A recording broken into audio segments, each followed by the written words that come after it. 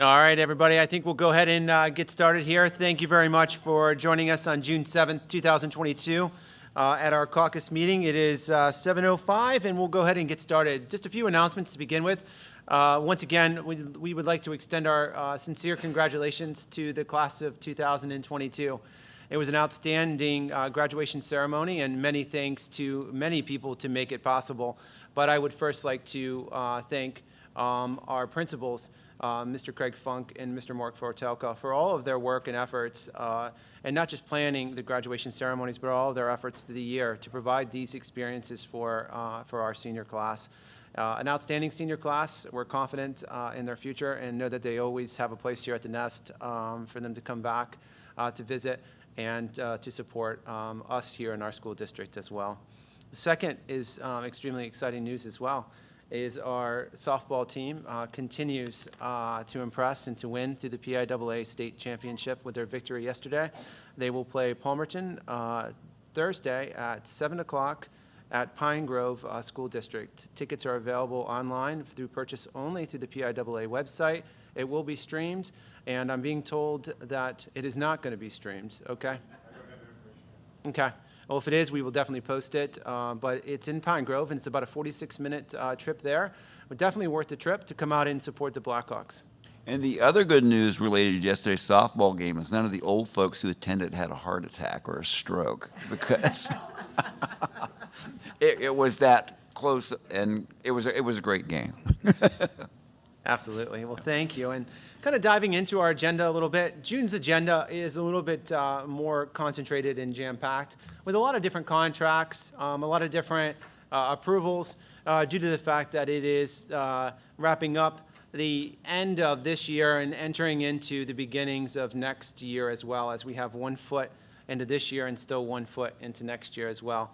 So let's kind of take a look a little bit at our resignations, leaves, transfers, and employment under personnel.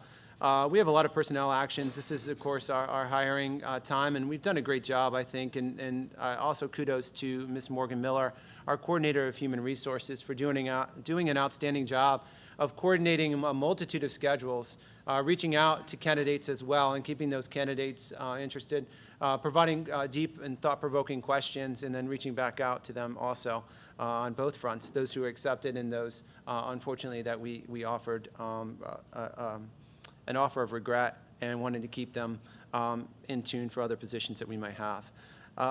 Number one is just kind of an update to our support and classified personnel assignment chart. What we're looking to do is it's connected. We're looking to approve Terry Walk from the position of receptionist. She's done an excellent job this year and gained a tremendous amount of skills and knowledge, and to move her to assistant principal secretary. So that movement will open up the receptionist position, and we'd like to take that receptionist position from what was a full-time to a 200-day position, 8 hours, 200 days, which will allow more working with the beginning and ending of school, as well as when students are here. That position is also, and I'll go ahead, we have a transfer, which will be Joanna Leitner from the position of secretary to assistant principal at the elementary school to receptionist, effective July 11th. So she's going to kind of move into the same terms of agreement into the high school. So we're excited that she's staying here within our district. She's got great skills, and I know she will be missed at the elementary school, but she's just moving up the hill a little bit here as well to support our high school students. And we're also looking, we believe that she'll be able to support our director of athletics a little bit too as well. So that will be good.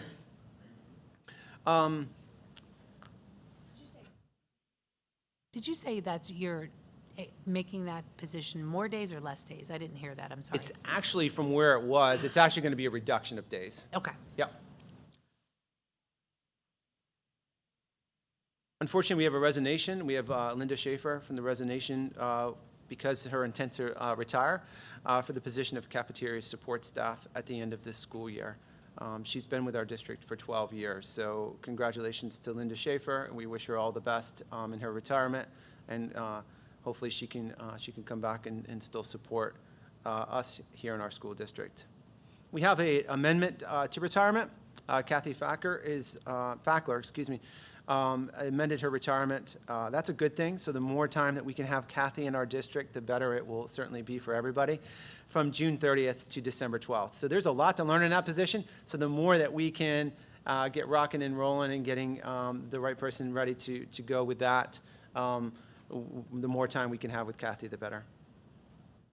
We have some internal transfers. We have Ann Burlinghouse from elementary education teacher to data and instruction specialist. So Ann's done a great job. We're looking, it's basically a lateral move, but different responsibilities for Ann as she continues to support our school-wide positive behavior support, our multi-tiered system of supports, our teachers, our students, and providing that needed data to make instructional decisions. Looking to transfer Lisa Miller, a special education teacher from middle to back to the high school, effective the start of next year. Jillian Wetzel, a special education teacher. She'll move from the elementary school to the middle school. And we've already mentioned Terry and Joanna for the positions here, from receptionist to assistant principal, and secretary to the assistant principal to receptionist at the high school. Looking at some employment offerings as we continue to fill those really tough to fill positions. Excited to welcome Hannah Barclay from York as a math teacher. She will really be our computer science teacher as well. She comes to us with a Bachelor's of Science degree from the University of Oklahoma, as well as teaching degree from York College. So extremely excited to welcome Hannah and her expertise and what she'll be able to do. She's not looking to fill the tough position of Denny, but she's looking to kind of complement what the work that he's already started. Looking to extend Marilyn Black, a contract for next year as our LPN, our licensed practical nurse. Marilyn's been just a tremendous resource, allowing Mrs. Boas to also fulfill a lot of responsibilities as head nurse, being able to support our two new nurses. I say new, even though Mrs. Bowman's not really new, but new in terms of school nursing and getting that school nursing certification and completing all the paperwork necessary to earn your CSN. And Marilyn's just a wonderful person to have too. When there's absences, she fills in greatly. She goes on field trips as well, and we're looking to supplement that with our ESSERS 3 funds that we'll be able to pay Mrs. Black with those funds for that. Rachel Quigley, we're excited to welcome Rachel as an elementary teacher to us this school year. Jennifer Spees from Liverpool, we're looking to level 1 custodian. We're looking to approve her also, pending clearances for her. And number 6, we're asking you to consider to waive Board Policy 405, which is our anti-nepotism policy, to approve Noah Walsman as elementary teacher. We're excited to welcome Noah. He comes to us via his degree from Shippensburg University, and his mother is a teacher at the elementary school too. They will not be teaching on the same team, but different teams, and we're excited to welcome Noah. Change of status. Excited that Stephanie Kirchhoff accepted the position from building substitute teacher to elementary special education teacher with us as well. And Stephanie comes with a lot of skills and experience, and we're excited that she's going to continue with us, and she's a resident here within our district. Heather Naus moved from Masters 45, Step 13, to Masters plus 60, Step 13. So a lot of knowledge, a lot of credits earned by Heather Naus. She is our EL specialist and does a tremendous job supporting all of our students throughout our school district. And Catherine Whitaker moved from Masters plus 15, Step 10, to Masters plus 30, Step 10. So our teachers are doing an excellent job of looking at earning credits, not just for the movement up the scale, but credits necessary to be able to gain that learning and that knowledge. We have a leave of absence for Eugene Peters for Donnie, maintenance too, and we wish him all the best. Substitute support staff, we have Teresa Bentley from Millerstown as a substitute custodian, Ashley Mittermeyer from Marysville as a substitute custodian, and Mary Steese, who's retiring on June 30th, we've asked her, and she's graciously accepted to be added to our substitute support staff roster as a substitute secretary. And that will be really important for our elementary school, as when you're as experienced as Mary and have so much knowledge, it's difficult to say, hey, would you write down everything you do? Because that would be like volume 38, right? So there's so much. And that Mary could come in and do that kind of on-the-job training as well and be able to support and assist as needed. And just such a wonderful person. So we're excited that she's graciously welcomed that chance to come back on an a la carte type of time for us. Athletic coach resignation, Myron Selby was a assistant head coach, and he has submitted his resignation for that position. Football, sorry, thank you. Athletic coaches and volunteers for the 2022 season. Donnie Johnson to approve for assistant head coach JV. Andrew Kruger, assistant head coach for football. Volunteers, Kathy Kisner, field hockey. Stephanie Pelguerrero, field hockey. Jermaine Barton, football. Ashton Snyder Maxwell, football. Blake Sunday, football. And Mr. Dennis Shambaugh, boys soccer. Those are volunteers for approval. I do ask that you continue to allow me the opportunity during the month of July, if we do not have a board meeting, to allow me the opportunity to extend any appropriate candidates for vacant seats to fill prior to the August meeting, at which time I will submit those names to you for approval. Have we had any success with the FACS position? Yes, working on the finalization of that, and that should be added to our board agenda prior to Tuesday's meeting. Okay. Yep, very strong candidate, just finalizing some things and some paperwork, and we'll get that individual added. I'm excited about that.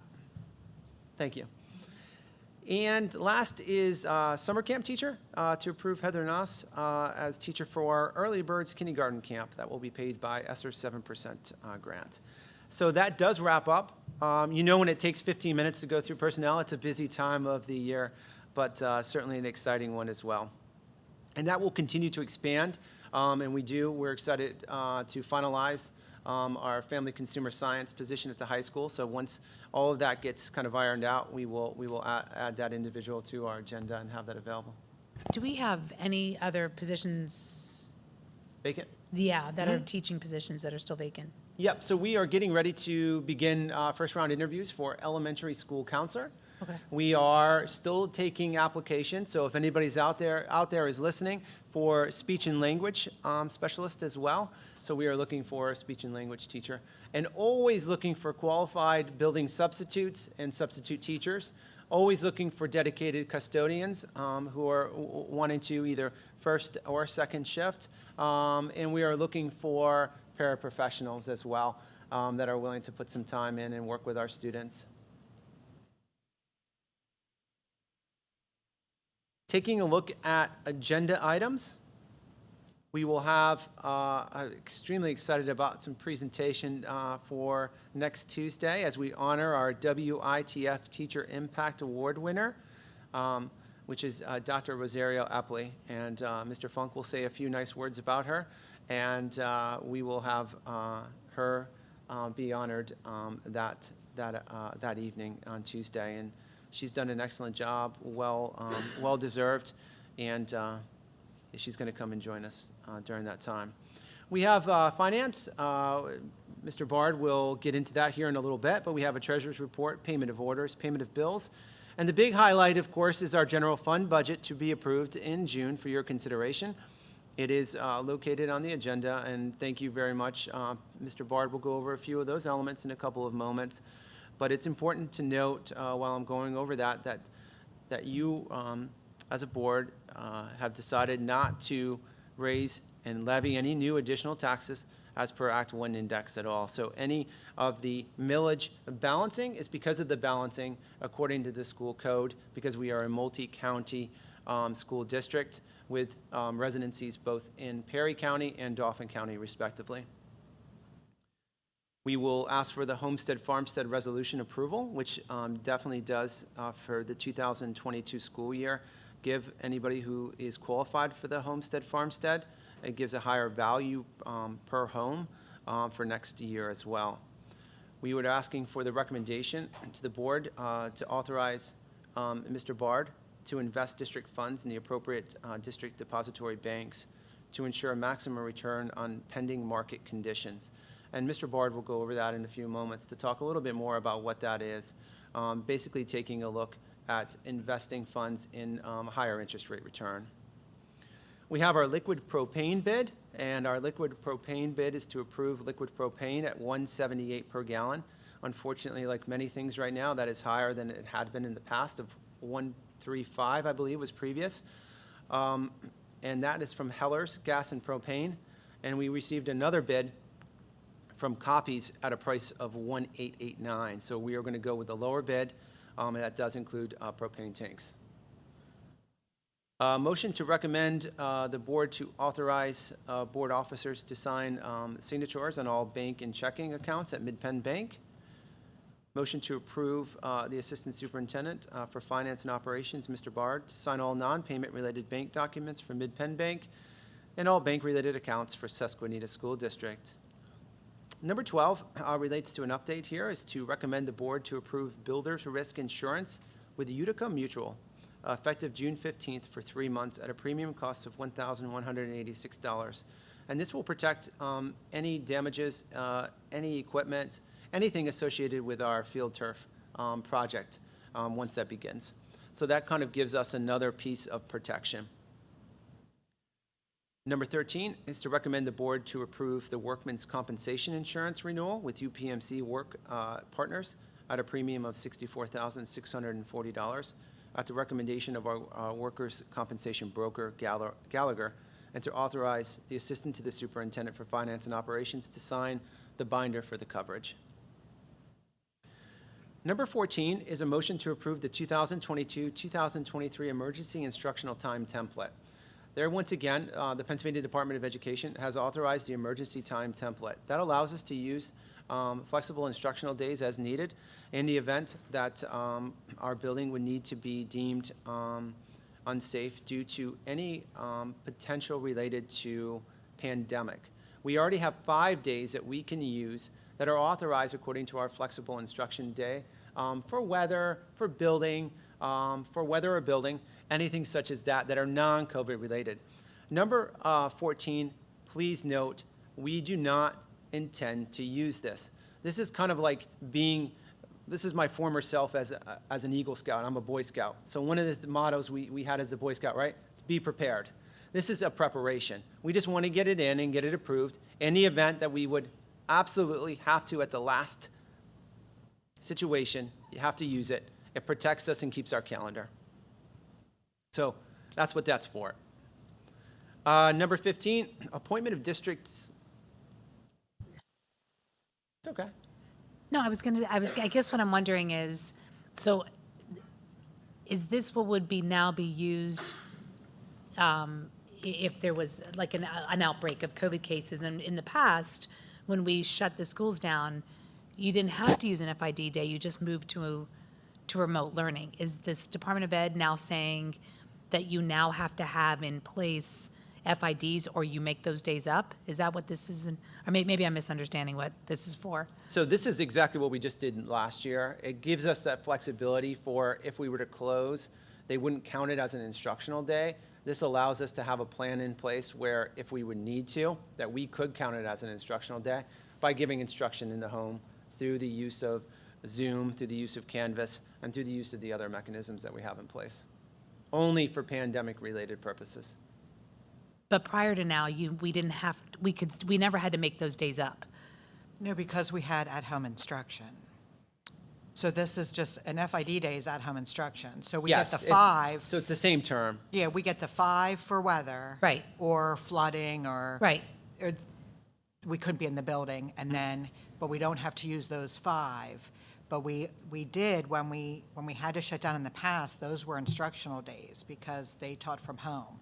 Now they're just including them as additional days for the FID. Right, but if you went over those 5 FIDs before, the Department of Ed didn't make you make them up. If your school. Well, we just never went over Schools never had to them. make them up. That's The schools correct. that shut down for 14 days never made them up. I think there was That's what I'm previously a just lot asking. of flexibility with the instructional time template. I don't believe that that flexibility will be granted. Okay, that's from what I guess what I'm hearing. asking, is they're not going to provide that flexibility anymore, so now you need to have in place some FID specifically geared for pandemic. I believe, yes. Okay, that's what, all right, Yes. that's what, So that was the Two difference. modes of operation is my understanding. Instructional template, this is my understanding, and again, different places can interpret it differently, but my understanding is instructional time template is pandemic related. Flexible instruction application that we submitted, which is good, is 5 days used for weather, building related, or anything else deemed. So kind of two buckets, but we just want to be prepared on both sides. What we don't want to happen is when, probably only John and I remember this, but when I graduated, which was a long time ago, we had a lot of things. We had like a flood, like the teachers went on a strike, we had a snow, so you could submit a waiver where the seniors could graduate on time. So like my graduation was on time. I think my poor brother had to go to school until like the end of June. One school, which was Camp Hill, did not sign that waiver. So all their students had to go until the end of June. So you have kids that are missing military, that are missing jobs, that are missing, sports training, all of these things. We don't want to, if there's something the state says we need to fill it out to get something, we want to make sure that we're filling it out. Absolutely, just gives us something in our back pocket to keep just in the event. I was just wanting the clarification of why we never had to do it before. Yep. And you answered it. They were, this Department of Ed, whoever, the powers to be, are not giving the same flexibility that they did in 2021. So now they're saying, okay, you need to apply for this in order to get it done. I get it, And thanks. it's the same application, the same way we submitted it prior. The next is appointment of district solicitor and special counsel. So excited to ask you to consider for reappointment of Mr. Daniel Altland, attorney at law. Dan has agreed to keep his rates the same. And to approve Carl Beard from Beard Legal Group. His rates increased $10 for special counsel for labor negotiations and anything related to labor. And Stockton Leader for special counsel services at a rate of $230 for partners and $190 for associates for special education and other matters that are deemed appropriate by the board and/or needed by administration. Number 16 is exciting. Motion to approve 6 independent golfers for the 22-23 school year. We tackled personnel. Is that boys and girls? Boys right now, we don't start interested. Girls.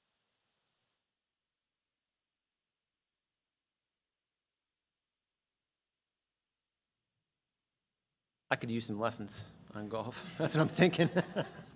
Really fast. We'll find out in a couple weeks. Ooh. Lots of contracts to approve. Number 1 is copier contract for 36-month lease agreement for a monthly cost of $1,778.92 from DACO. It's a new provider for us this current school year. And I give a lot of credit to Mrs. Matosh as well as Mr. Bard. Mrs. Matosh went out and procured several quotes and met with several companies to make sure we were getting the best quote, but not just the best quote, the best company to be able to provide a service for us. And we expect that service to be able to be there at every building. So they're providing not only a better rate, but new copiers for all of our buildings as well. So thank you for your hard work on that. And they just came back and said 2%. Good, so that's even better news. Keep up that good news. If I keep talking, maybe it'll go down to 4. No, but thank you. So 2% off of that cost as well, so every little bit certainly helps. Looking to approve Tad Glossner as our school dentist for 22-23 school year at $1 per exam. So we thank him for his dedication and his service and commitment to our district of providing that important service to our students. Add here that Tad is the Susquenita Blackhawk Foundation's healthcare hero this month. Thank you very much, and it's fitting that he's on here as well, so thanks.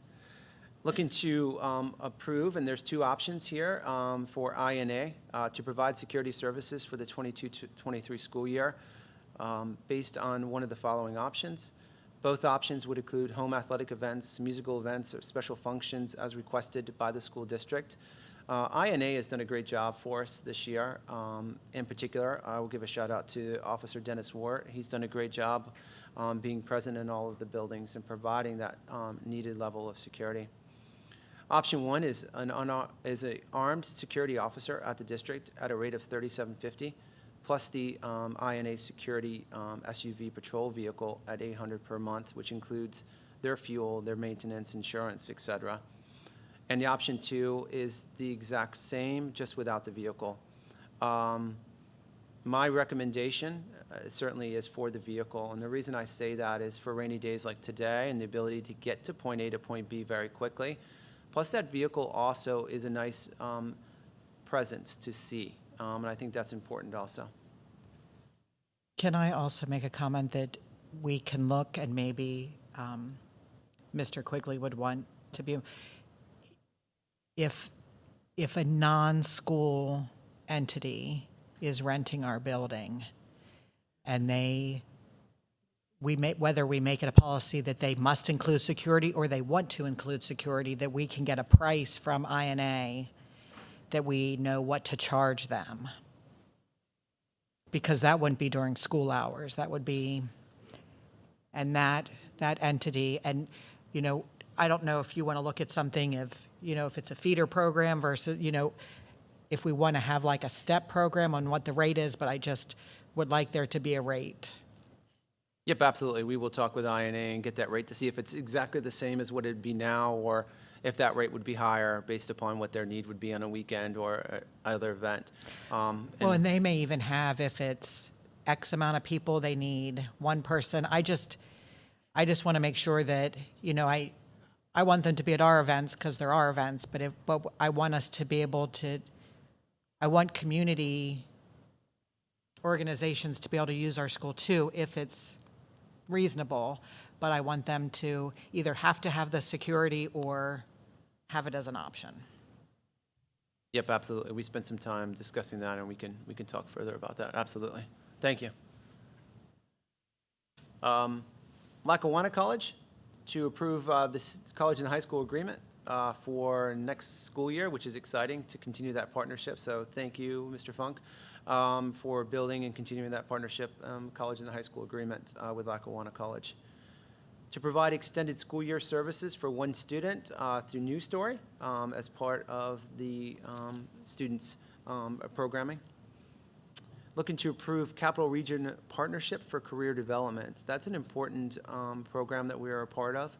The Capital Region Partnership provides a tremendous amount of opportunities and connects with manufacturing, connects with engineers, and provides a lot of different resources that I know Mrs. Murray taps into and provides opportunities for our students. So we want to continue to be a part of that and continue to have those opportunities for students. Looking to approve Pinnacle as our school doctor. That they will provide a rate of $15 for physical examination and an annual fee of $1,000 for physician supervision and services. There's a change in doctor and an increase in the annual fee of $100 based upon their regular costs.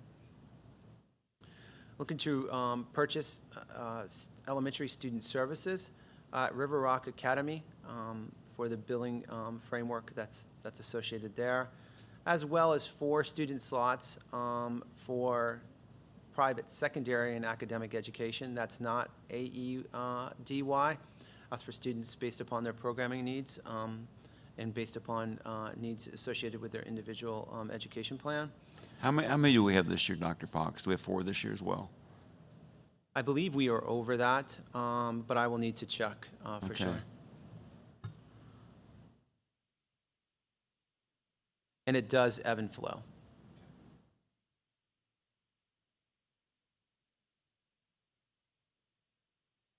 And number 10 is to approve River Rock Academy as an independent contractor for AEDY services for certain students as well for next school year. Number 11 is a big one, and I'm excited to announce that our contract with Aurora Bus to extend from July 1st, 2022 through June 30th, 2026. So it's a 5-year agreement with Aurora Bus. They've been an excellent partner with us, and they continue to work with us, and they continue to refine and deliver a quality transportation. We always say to our school bus drivers on that first day when we meet them, and we will continue. They're the first person they see in the day and the last person that they see in the day from our school district. And while they're an independent contractor, they still represent our school district, and we have a good partnership with them. So we're looking to extend that contract. There is still, as there was in the previous agreement, a fuel escalator that's there, and the fuel escalator will take a look at the Mid-Atlantic fuel pricing, not just for a monthly, but it will take, or a 3-month look back. It's actually going to take a look at a historic look back at all of the data that was collected in the Mid-Atlantic fuel pricing. So it gives us the ability there to have more of a comprehensive look back, not just if it was 3 months of peak high pricing like it is now. It also does, once it's locked into that, give us the opportunity in our contract that if there's a decrease in there, that we will get that revenue back to the district if there's a decrease in that too. So it's not a lock-in. And Aurora has been a great partner, knowing full well that they need to, of course, account for their company, but being partners with us as well. So it's been a really good process, and I appreciate what they've done for us and with us, and they continue to provide. And they're looking to upgrade certain safety aspects in their buses as well. Looking to approve the United States Fire Insurance Company for sports and student accident policy. It's a new broker with a 2% increase, but we'll see interscholastic sports as well as school trips, adult volunteers, and volunteer students as well. Looking to approve Vista Outreach Services, which is our autism consultant, for 100 hours of school-based support services for students with and without and on the autism spectrum disorder, and providing services and supports for their teacher for the 22-23 school year. It's a rate of $128 an hour, totaling $12,800. It's a $3 an hour rate change, but we decreased the amount of hours from 120 hours to 100 hours. And that provides support for all of our teachers that work within the autistic support classrooms. And they do an excellent job from the Vista Outreach supporting our teachers and programs. Number 14 is the Vista School tuition for one student for the 22-23 school year. And that tuition is $61,017.54. Looking to purchase 2 academic positions for the Yellow Breeches Center at a cost of $61,712. And number 16, to approve the occupational therapy services of Miss Joanne Zahn. Miss Zahn does a great job. She's an independent contractor with us. She comes in and provides OT services for our students at $72.64 an hour. And she does a great job as well with our students. Motion to approve, and we'll kind of talk about that a little bit tonight. Policy 249, which is our cyberbullying policy without any needed revisions. Every 3 years, we have to do a review of that policy just to make sure within the school code that nothing has changed and that policy is updated. I did take a look at the section associated with the school code of 1303.1A, and I do not see any needed changes to our current policy, but we can review some of those aspects of that policy this evening. And number 21 is a meeting cancellation. It's a motion to cancel the July 12th meeting, a regular board meeting. But again, at any time, you have the authority and power to reach out if you would like a meeting at any time to have a meeting. We'll have our Blackhawk Foundation update, and I think there's going to be a lot of updates to talk about at that time. So lots of good things happening. Information and items to dispose as we continue to rid ourselves of and providing adequate storage space, which is important. When we have stuff that does not work and it's past its life expectancy and it cannot be repurposed, reused, or resold and salvaged on surplus, it is important for us to get rid of that. And Scott and his team has done a great job of cleaning up those spaces to be used for proper storage, not just for a collection. We'll have our administrative reports at that time. Any questions on any tentative agenda items? lots of good stuff. It's a really a long agenda, but a good agenda for us to tackle in this great month of June. At this time, without further ado, I'm going to turn it over to finances and Mr. Pete Bard. Pete, if you want to, you can come up here next to me if you want. Okay.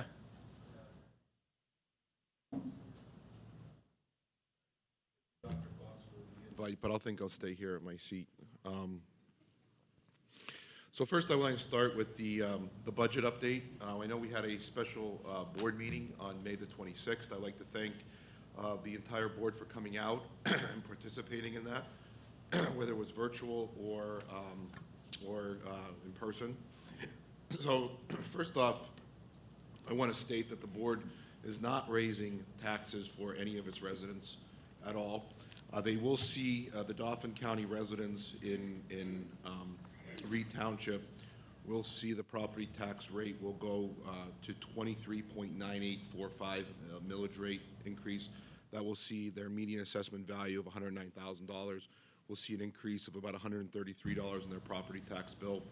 In Perry County, the rate will drop from 13.07 mils to 12.5992 due to the rebalancing that goes on due into, as Dr. Fox mentioned, to the Pennsylvania school code that requires multi-county districts to rebalance their tax rolls when the reassessment, or not reassessment, but when assessment values in the county change.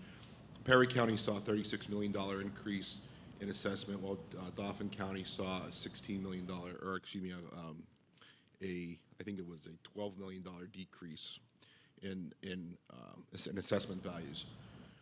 So because of that, the school district is required to rebalance their taxes, and that is what, and this formula is set by the Pennsylvania Department of Education, not by the Susquenita School Board or by us. So this has nothing to do with the school district, the school board, or anything of that nature.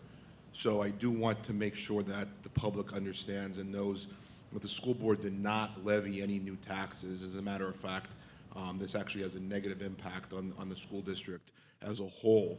It does not help us, even though the Perry County did add new assessment values to its rolls. It does not help us. So I just want to make sure that is publicly known, that the school district and the school board did not raise taxes. This is a rebalancing act that has to go on because we're a multi-county school district. The revenue, the district's deficit sits at approximately $2.2 million and will be made up with the district's unassigned fund balance. Which brings me to what Dr. Fox also mentioned is I will be asking the board for an allowance to invest our fund balance. If you look at the Treasurer's report from month to month, there are funds that are sitting in the Pliget account and also money that sits in what they call the PA Treasury Invest account. Those accounts normally average around 0.60 to 0.70 in interest rates. What I'd like to do is I'd like to buy U.S. Treasury bonds somewhere in their range of between 3 months, 6 months, 9 months to stagger them out. And those will range somewhere. The memo I sent to you guys were actually very conservative. The interest rates are actually closer to 2%, not 1.8%. So we could actually average somewhere around between $140,000 and $170,000 in interest rate. Right now, we're only getting about $20,000 to $40,000 in interest. That was something that we talked about at the board at the special meeting that we talked about on May 26th, in making up some of the revenue differential that we lost due to the rebalancing act. We lost that roughly $700,000 or $780,000 we lost in revenue due to the rebalancing. So that's something that we're looking at to rebalance to get some of the revenue for investments. The problem is that the reason I'm asking for flexibility is because the feds are having a meeting on June the 15th, or actually June 14th, which happens to be the date we have a board meeting. So they are expecting to raise the interest rates 50 basis points again to help try to cool off the red-hot inflation that is going on in the economy, and the only tool they have left is to raise interest rates. While that hurts us when we're going to the bank to borrow money, we have to use it in what we have to, and what we have is that extra money that is just sitting there in Pliget and PA Treasury Invest. That's part of the general fund. It's part of our bank account. It's part of the money we use. However, we don't use this money because we have enough cash that comes in through taxes and through the PA to the PDE, and so that is we don't need this money as part of the fund balance, and so we invest it and get the most out of it. The reason I will not pull the reason we don't do we don't do like a 12-month right out of the gate is because if the interest rates go up again, we miss that opportunity to buy and get more interest rates at that time. So I'm working with someone at PISLAF, which is a district-approved depository bank. Already, we have our procurement, our credit cards through that bank, and they would buy the treasuries. The treasuries are the safest investments you can buy. The only way we lose our money is if the U.S. government defaulted on its obligations. And quite frankly, if that happened, we'd have much bigger problems as a organization, as a country, if that happened. So they're backed by the U.S. government, so there's no issues in security of the money, and so I don't have any any worries about the security of the money or anything of that nature. So that's what I think is when I first came here, that was one of the identifying things I have about trying to raise more funding in the try to identify new sources of revenue to try to offset any potential, try to find more revenue that come into the district that did not affect the local taxpayer. So that's one thing. I also wanted to go over the expense reports that were provided to you guys as well. There's nothing outstanding or anything that was out of the ordinary that did not come through. I did want to point out on the revenue reports, though, if you look at the revenue reports, the local and the federal money are all really good. It's the state revenue that's lagging. That is not a cause of concern. That happens at this time of the year. The state trues up its statements at the end of the year, so it's not a cause of concern. The district will make up its revenue, its budgeted revenue, at this time of the year. So when you're looking at the summaries where it shows that we received 100% of our, or 102% of our local budgeted revenue, well over 100% of our federal budgeted revenue because of the COVID money, but we only received 76% of our state budgeted revenue, it's because the state does not send us the money right away the state does not send the money right away. As a matter of fact, PD sent us a $2 million payment the first week of June that does not account for in this. So that will start to begin to chew us up. Other than that, everything is trending in a positive direction. We probably should end the budget was, you guys approved the budget last year of a deficit of around 2.7 or $2.8 million, I believe. We should end up somewhere between 2.2 and 2.3 million, I believe, when the audit is completed. I believe that's where we'll end up, which is similar in trajectory to where the district normally ends up, thanks to your frugalness and the concern and really, quite frankly, the very thoroughness that you guys approach the financing situation of the district, which is very good. And there was one more thing I wanted to provide a legislative update. The budget is really in a state of not going anywhere right now at this point, and the reason being is the top two Republicans on the negotiating team for the legislator lost their primary challenges, and so they're kind of in a we're gonna dig our heels in type of thing, I believe. That's kind of what the mood is in Harrisburg right now.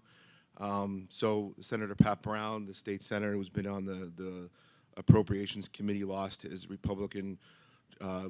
challenge to a Parkland school board member, and I believe the House Appropriations Chairman also lost his primary challenger to another school board member as well, a Republican school board member as well.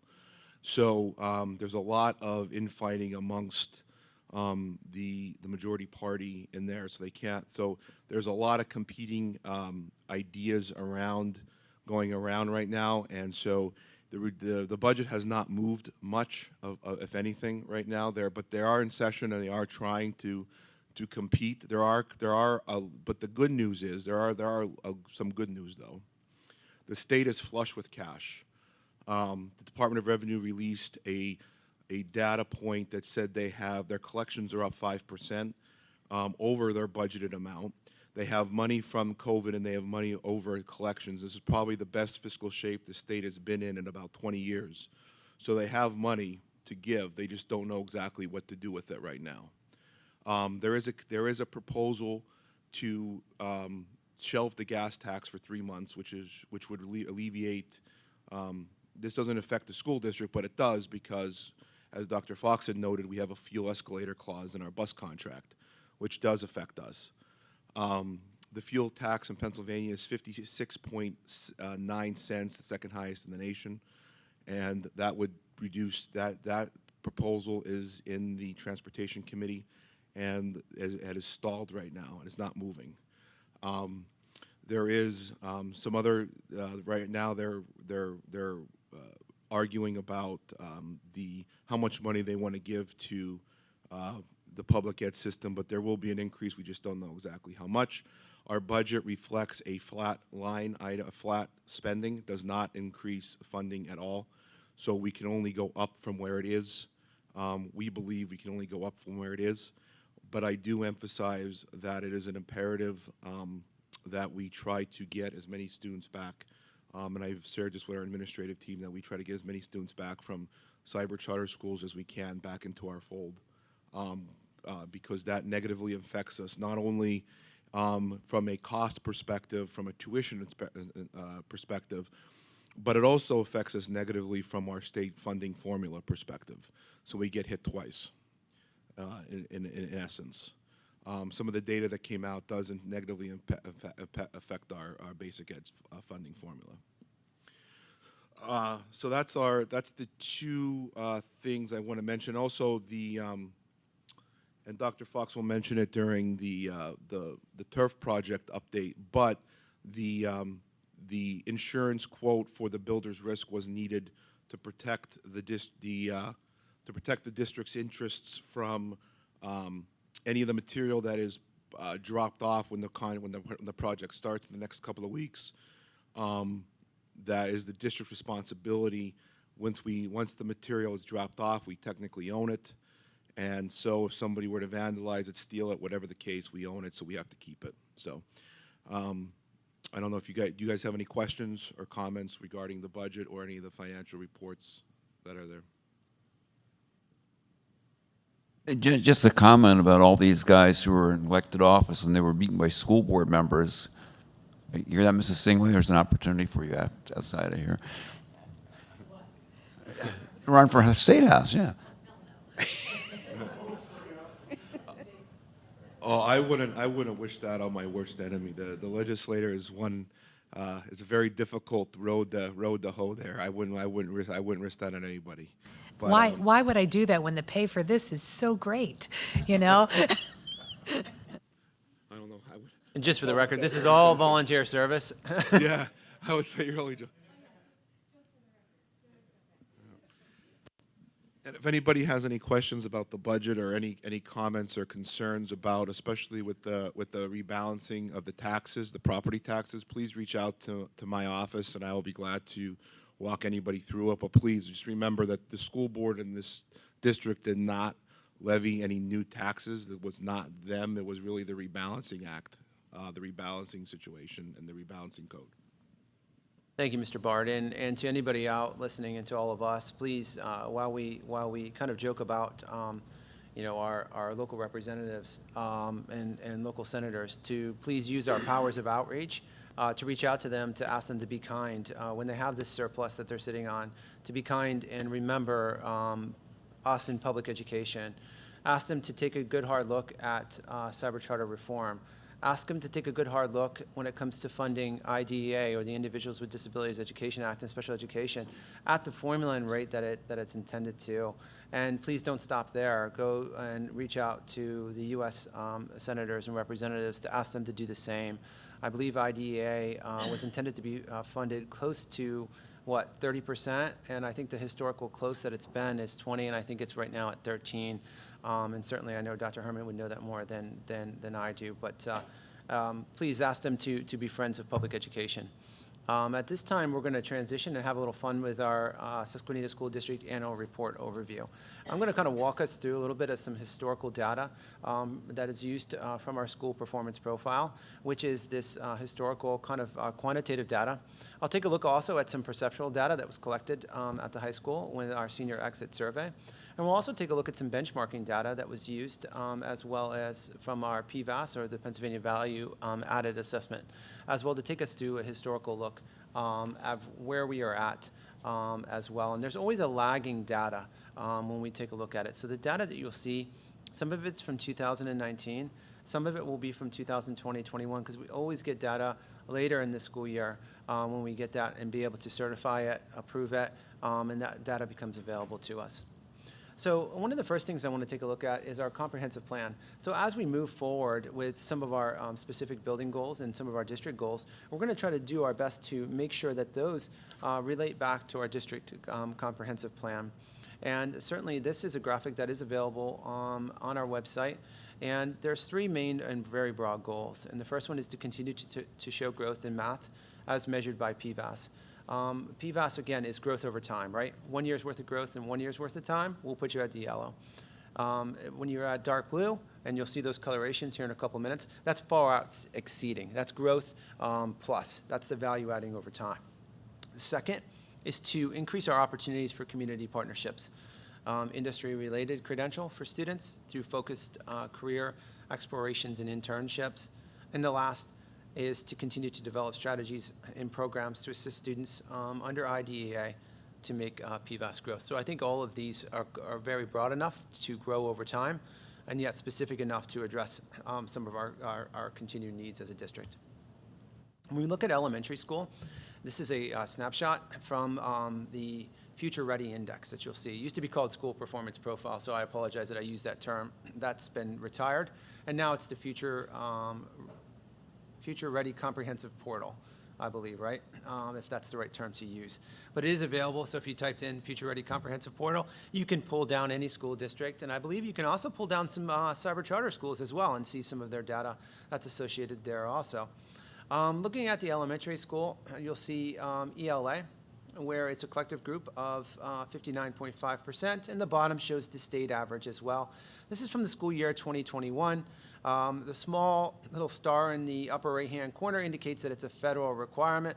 So that's under ESSA. It's an ESSA requirement under Every Student Succeeds Act, and that we, as a state, test in ELA and we test in mathematics. That is done by the PSSA test annually.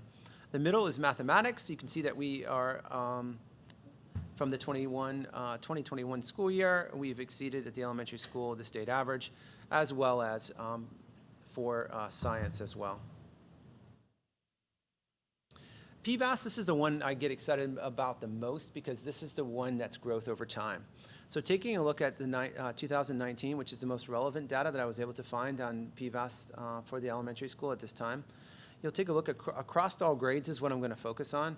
But taking a look, you'll see in the far right when the dot is in the dark blue, that's really good. That is indicating of well above average growth over time for math, and well above when it comes to English language arts. I'm a guy who rolls ahead, or I always, if the number's right there, what is it, 5 below or 5 above, whatever that saying is when it comes to rounding. So in this case, I'm going to say we're in the dark blue when it comes to English language arts and for science as well. So the elementary school for growth over time is doing well in 2019 data. Dr. Fox, why is the most recent year 2019? Yeah, at this particular point, I believe that the site is behind. It's taking a look at the testing that was there from the 2019-20 school year, and it wasn't. So they take a look at that and trying to truncate. You'll see that there's some 2021 data that I'll be able to show for other schools. It's just for whatever reason, and this particular building hasn't caught up yet, and it will. My indication would be that we'll get some data and information, probably late summer. Once all the roster verifications have occurred, we'll be able to get that updated data. maybe we should have some kind of measure in the Department of Ed holding them accountable. Because this would really be 18, 19 numbers, correct? Yes. Yeah, because 19, 20, yeah, 19, 20, there weren't any, yeah. And there's always a lag, but this is a multi-year lag, yeah. Elementary school overview when it comes to attendance, you'll see here as well as a 91.9% attendance rate and the state performance standard of 94.1. The attendance isn't daily attendance. It's not, your average daily attendance rate of 97% or 95%.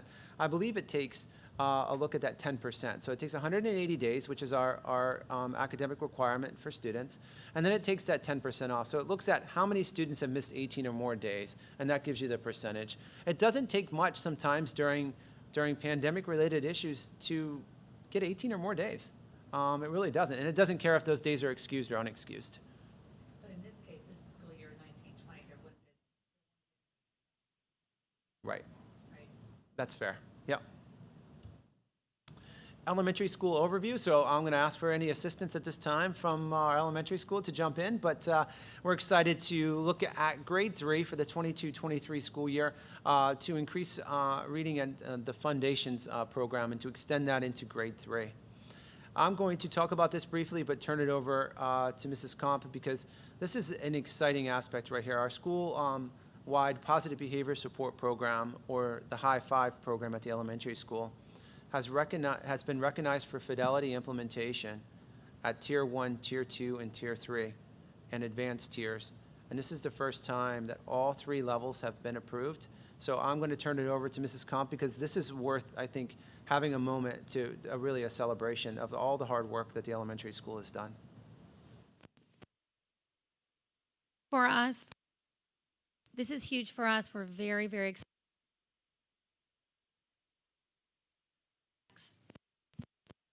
Is that good? I'll hold it closer? Okay. Patan does fidelity checks for the different levels of, or different tiers of the school-wide positive behavior intervention and support plans, similar to the MTSS model that we used to provide academic interventions. We're looking at Tier 1 being our universal screener related to behaviors, Tier 2 being targeted specific to students in a bigger population that all need similar supports, and then Tier 3 being those who need very individualized plans, or they call it advanced tiers because it could go beyond that. So in the fidelity checks, out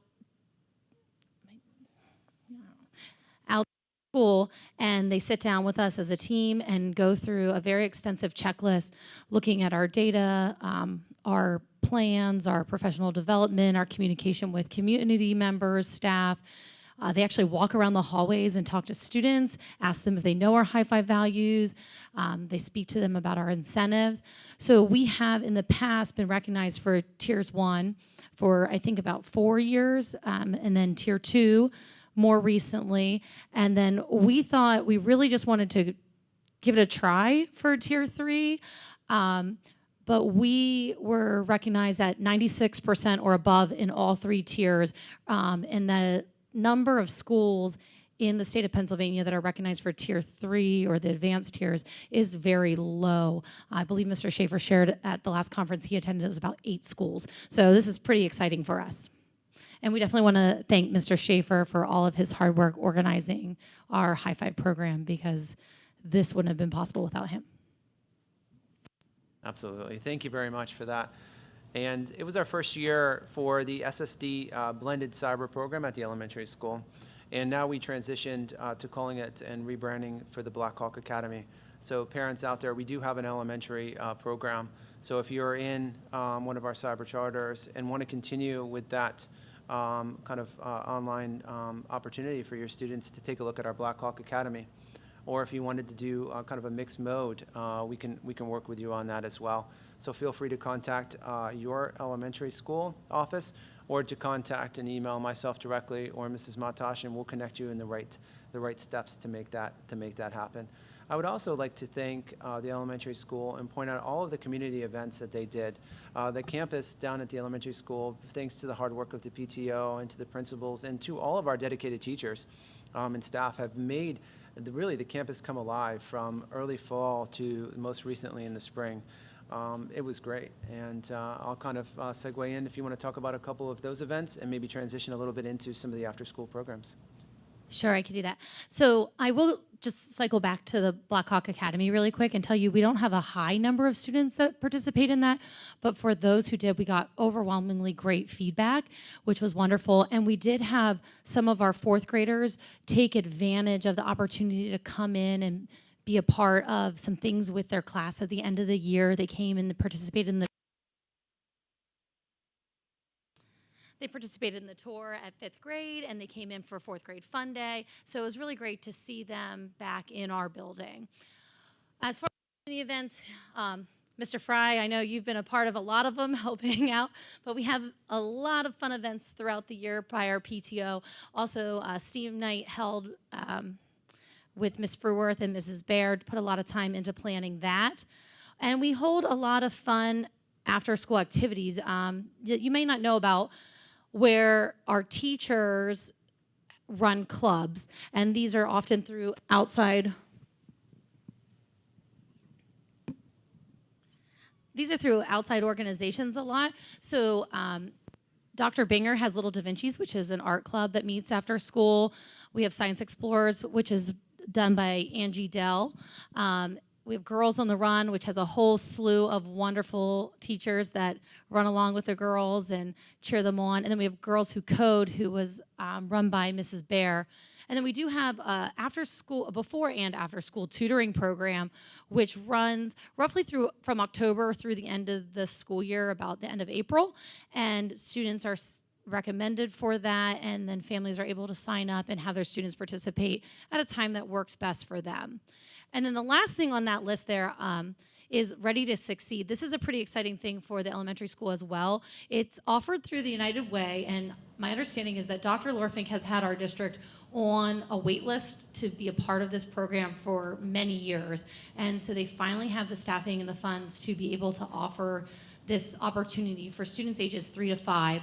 These are kids who are not coming to kindergarten yet, and get them the feel of coming to school and what it's like to rotate through stations and centers. Miss Bridget sets up either in our cafeteria or outside at our portico. They did a on the farm theme this week. It's often tied into a book, and the little ones come in and they get to just play and learn and really start getting some of those preschool skills. So it's a great thing. We're excited about it. If you have a child that is in that age range 3 to 5, we highly recommend you look it up. She posts everything to a Facebook page. It is Ready to Succeed Susquenita. And it begins now. It's already started. We'll go all summer, and she will have a place in our building throughout the school year. Can you tell me more about Little Da Vinci's? What do you want to know? Little Da Vinci's is an art club, and the students come and they make different artworks throughout the time that they are with Dr. Binger at the end of the day or after school. And at the end of the year, they have an art show for their teachers, their family, whoever wants to come in. It was great. I was not able to attend, and very sad about that, but all the families volunteered to bring in some snacks and things and walk around and really view the students' artwork as a gallery collection. Thank you. I have a quick question. And I know you've just had these as examples up there, and they're awesome. Are there programs now that are geared for boys to do something? You probably thought you knew I was coming to go with that. That's But okay. You know what I mean? You know what I mean? Because they're great. There's great programs for the girls. And that's kind of what we wanted to highlight. Little Da Vinci's and Science Explorers both have male and female participants. Girls Who on the Run and Girls Who Code are really programs that were designed to help empower girls to take on things that boys normally do. But we are seeing that need in our building, and we're really excited about some people on our hiring list and some opportunities that they might be able to bring to us in the future, just to have activities for different students. Also, if we have students that have a great interest in an activity, a sport, a club, we want to hear about it. We've had students bring to the table a book study this year and teachers willing to try it out with them. So this is definitely not an extensive or exhaustive Yeah, list. right. Okay, cool, thanks. And I'd just like to add that this is my first year here, and they had the spring fling or festival that was outside was just an absolutely amazing experience. And so I like to thank Mrs. Comp and all the teachers and Mrs. Lorfing or Dr. Lorfing, that just an outstanding experience. I also want to add that there was a student that, our cross-country star superintendent, Dr. Fox, was beaten by, and he also pulled the muscle as well, and then somehow blamed me for it, but it was great. It was a great experience on that. And Dr. Fox is going to somehow now try to take blame and away from him, but if he wants to share that experience, it was a great experience out there. But I've never seen so many. I mean, all the students were engaged. The students were engaged. It was just an unbelievable experience, and to see all the students actively engaged with their teachers was honestly an amazing experience. I'll add that with the after-school or community events, we did have the opportunity to provide 3 different book fairs this year, which are very well attended by our communities, and we love those opportunities to put new books. Thank you very much, Mrs. Comp. And the STEAM night as well, I'll add to that. That was an exciting event to see the students kind of rotate through the different stations and to have that ability to problem solve. And another aspect I loved about that night was our high school kids came down and helped out with that night as well, too, to be a part of it. And thank you, Mr. Barty. Yes, I did lose in a foot race. It was a fair race, and I did lose. I thank you for pointing that out. But I will I'll work on that. But that young lady is quite athletic, so I give her a lot of kudos. But moving on, certainly to our middle school and middle school achievement, taking a look at the PSSA across the 3 different categories. You'll see, without going into a plethora of detail, but you'll see here in the ELA that we are above in the 2021 data mark, above the state average in ELA, above the state average in math. And math has always been a challenge at the middle school. And I think some of those challenges, I will be quite honest with you, and publicly I'll say it, I think some of those challenges are also with the test and the design of the test. And it is there when you look at the state average, and it continues. And a lot of that is in 8th grade when some of our 8th grade students are over-tested. They take the Algebra 1 Keystone exam, and then we turn around, and because of the requirements, we have to give them the PSSA test again. And they spend a tremendous amount of time being over-tested. Well, Algebra 1 students score better on the Keystones than they do in the PSSAs. Absolutely, well said. yeah, It's always been the emphasis to math, yeah. to the Keystone. I just would like to make a comment and a recognition to the middle school for a couple of things.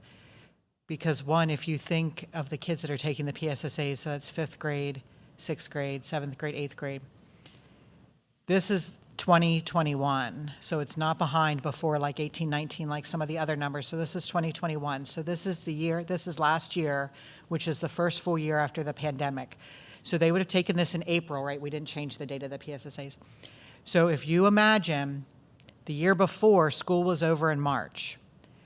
I bet almost anyone that's a parent, whether they go to Susquenita or they go to any school in the country, their kids' probably worst marking period last year in 2021 was the 4th quarter because they were done the year before in March, which doesn't sound like a lot of time to adults because we're old.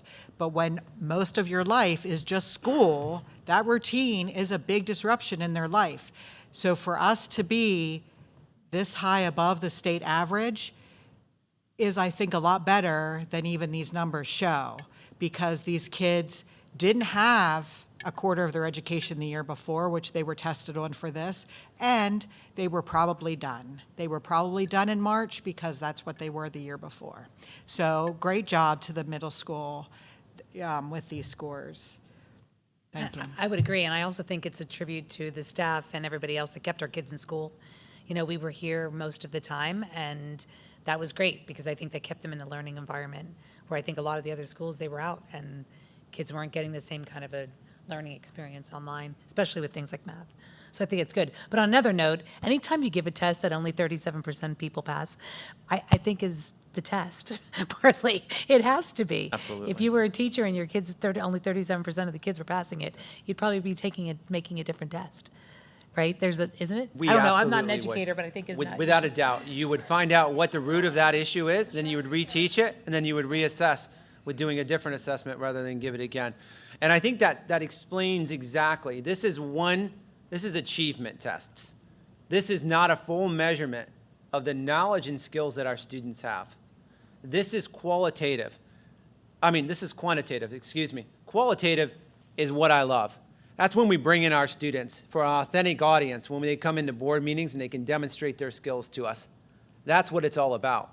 To me, it's those coupling of these standards and bundling them together to provide the authentic project-based learning experiences for our students, because that fosters long-term learning, and that fosters opportunities for students to be able to not just memorize it and reflect on it, but to solve authentic problems. And that's what it's really about. But moving ahead to PVAS, you'll see the 19 at the top, but let's tackle and take a look at 2021, which is the most relevant PVAS data that we're able to get here. You'll see in all categories grades 5 through 8.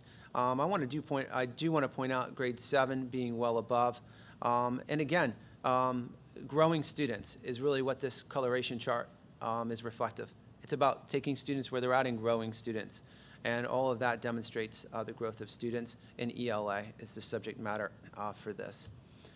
For science, well above for 2021. Sorry about my error there on the top and the bottom. But 2021 in science shows well above. In mathematics, 2021, you'll see the dark blue coloration in all subject matters, in all grade levels, excuse me, except for in grade 6. Middle school overall goals for 2022-23, as we've talked about and they did a presentation on, they're developing a new schedule for the 22-23 school year. And a lot of that schedule came from feedback from teachers.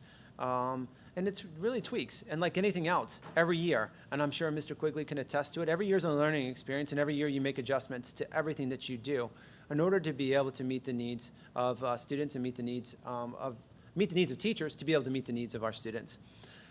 They're continuing to build that capacity with newly created teams at the middle school. And I'm going to turn it over to Mr. Ward to talk about what those teams are currently working on and what they're doing currently. Yeah, sure. Our PBIS team, they've been working throughout the school year to develop a plan to implement for the 2022-23 school year. We actually meet with that team next week to finish the planning to teach some of our beginning lessons at the beginning of next school year to the staff and the students. And like Mrs. Comp said, there's 3 different tiers to PBS. We are obviously going to be a Tier 1 school start next year. So there's a lot of work that's going to need to take place with that team in the PBS within the school. And that's one of our big goals after scheduling this summer, is to get a lot of that material and those lessons and things ready for next year. We have our professional development team. Like I said, this year they put together quite a few presentations, one being the digital citizenship program that they taught to the staff, and the staff then once again taught to the students. There was, I believe, 6 different sessions. Keep in mind, I only got here in February, so I'm pretty sure there was 6 sessions for that, or 6 different lessons. Also, we have our Apple professional learning team. This year they are moving towards, or hopefully going to become, an Apple distinguished school. This team is absolutely amazing. Even this week we stopped in and seen them a couple times. They had a training going on for teachers where that team has taken what they've learned from their professional development and teaching it to the rest of the staff. And then our newest committee that we put together is our discipline and consequence team. So what we've seen, and Mr. Black and myself have noticed this year, there was a lot of inconsistencies with how discipline and consequences were handled within the building, from teacher to teacher, to team, grade to grade. And there's one thing we wanted to do is get a consistent plan put in place. That way everybody's being treated fairly, and there's a defined set of, should I say, matrix for the students to follow, and that way we're all being very consistent with each other.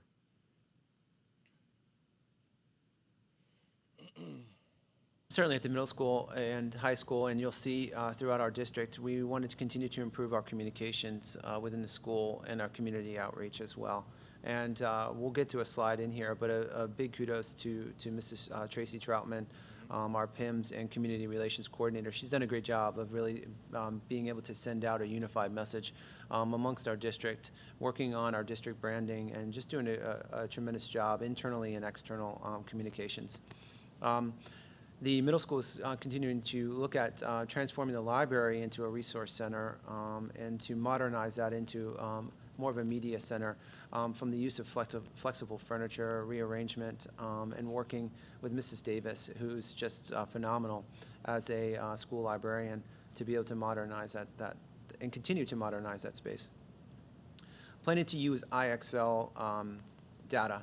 The data should inform, and the data is going to drive and differentiate our instruction in ELA classes, as well as our math classes. As Mr. Ward had said, working to become an ADS school, and that takes time to be able to do that as well. And they're planning on holding more evening and weekend events for students and families, dances, events, bringing that campus life as you've already had some of those events, and bring that campus life back to the middle school. So thank you for all of your work for the middle school. Any questions? Yeah, just the IXL data. I thought we were going away from IXL. Are we not doing that, or was that in a different school? So we actually use iReady at the elementary school, and we were looking to use possibility of iReady at the middle school. But some feedback that we received is they want to, our teachers would like to continue to use IXL. Okay. Very comparable programs, but the data is the most important thing. How do we use that data as benchmark, and being able to use that to differentiate assignments based on IXL as a resource. And then it helps us to know, okay, if standard 2.23 on integers, 90% of my class already has mastered that one. Well, I know I can touch on that lightly, work with those students that need a little bit more resource on that, and I can move on with that. So it allows us to adjust instruction accordingly. I just thought that and I probably, maybe I'm thinking about this wrong, I thought we had a budget item that we were replacing IXL with something else. Was that at a different school? No, I think in the budget, iReady for the elementary school, and we've been talking about both of it in terms of ESSERs, but we've shifted over to just basically calling it a diagnostic assessment tool and program. So it allowed us the chance to research it fully. And the feedback that we received is to continue at the middle school with IXL and iReady. And some of that I think is good, because I think when you use a program and you use it throughout a school, and then you use it again at a different, there could be a fatigue point associated with it too as well. Dr. Fox, sorry. Yep. We were using it at the high school in the math department, IXL, but we're switching away from that. That's what I think was on the budget. The only reason I remembered it is because my kids have never had iReady. We didn't have it. So I remember there being a shift from IXL, but so it was the high school. Okay, cool. Thanks. Thank you. No, I just me. have a quick comment for this slide. I apologize to the two middle school principals because I was not able to attend the April meeting when they went over the schedule. But if there is anything, just for my knowledge, that can be emailed to me, especially, like, we're doing this, and you probably said it at the April meeting, and I tried to listen to some of it, but I couldn't. This is because these teachers requested it this way, or just something, and you don't have to get into specific teachers, but this is why the changes were made. Just so I have it, so when we continue to talk about this and monitor it this year. My only concern is, but if you have the teachers backing, I probably am not as concerned. I worry that we're in such a state because of coming out of the pandemic and everything, and I'm talking solely about coming out of the pandemic and being ready in case something would happen again, but I'm hopeful that we don't have to use any of those days or anything. But it's more for the students and the teachers. I worry if we change too much too quickly, that we're not allowing our staff and our students and everything to recover from what has happened. So I just want us to be, it's always exciting to get something new and shiny, and I know we have new people in all of the buildings that want to make changes and everything, but I want to make sure that we're doing it at a pace that's not hurting our already fragile staff. And that's not that's not putting our staff down. That's just the way it is. I mean, you can look at all, you can look at all of our meetings. We've talked about a disciplinary issue almost every single meeting. I mean, people are struggling to get out of this. And I just want to make sure that we're not changing too quickly where it impedes anything. That would be my only concern with this plan. I mean, I'm glad that we're doing discipline and everything, and hopefully we can, get some new counselors and stuff that we can help, with the other things, but it's just a struggle. It's a struggle for anyone that's working in any sort of job, even more so with this, but I just don't want us to change too many things too quickly. Yeah, absolutely. Thank you. I can certainly add to that a little bit, and I think it speaks globally to anything. It's not necessarily just about a middle school schedule or a high school event. I think, change is one of those in education that we don't like that word necessarily all the time anyway. We're not just changing for the sake of change. There's a change, there's a reason behind it, and involvement associated with it. And some of it is forced upon us, and sometimes we don't necessarily get the chance to think about it or have a chance to really reflect on it. But yes, noted, and I certainly can appreciate that. Well, and I know from the meetings beforehand and stuff that there was work put into it, and that's why I started it with, I wasn't at the meeting and I would like the information. I just don't want us to have a 30-minute long conversation in August at the caucus meeting because we need to hire all these new teachers. And I'm not saying that that's what's going to happen. I'm just saying with any changes that we're doing, it would be the same thing with the elementary school or the high school or the administration office. I just want us to remember that everyone is still coming out of this. Sure. Thank you.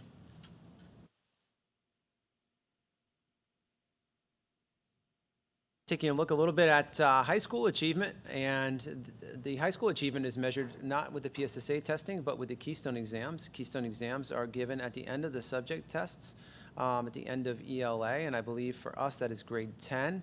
Mathematics is measured Algebra 1 assessment test, and science is biology. These are the Keystone exams. We'll get to a new requirement that we've talked a little bit about. High school has done a great job of sharing some of that information with parents, and it is on our website as well, which is, I believe it's Act 158, which is the Keystone Pathways. It's still a requirement for graduation, but it is more of a multitude of choose your own kind of path as you move forward with that. You'll see here across the board for science and for ELA, it's insignificant data or insufficient data. Basically, there was not enough test takers at that particular time to have a sample size. And again, that was the year 2021. And there was a lot of things going on, and students had that ability, certainly at that time, to exercise. And there always is that ability to exercise, and there's a religious exemption associated based on the school code. And then mathematics was enough students to measure that, and it was well above the state average, almost by double when you look. I have a quick question, and I don't want to call you out, Craig, so if you don't know the answer, you can tell me next week or send me an email.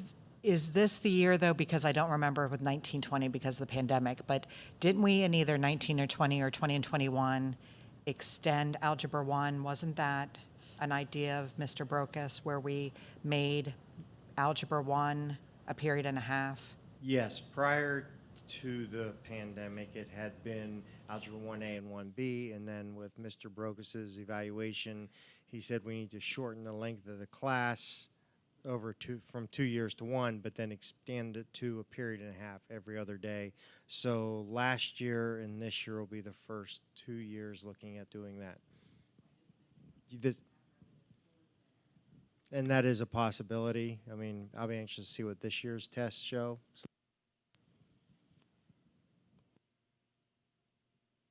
Why do we have insufficient samples again?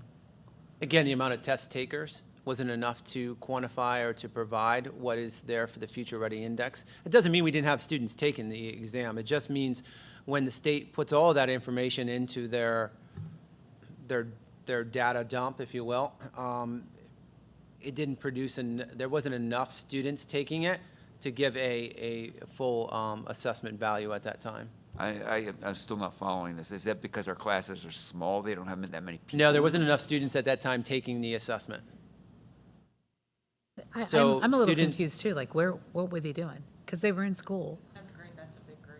And I don't believe we know what that number is to signify insufficient data. So yes, we had students take the test. We did have a significant number opt out, but not Okay. even a half of the class opted out. So less than probably a quarter did opted out. But we don't know what number they used to determine the sample size to not count it. Do we have a lot have to take 9th grade English? No, we didn't.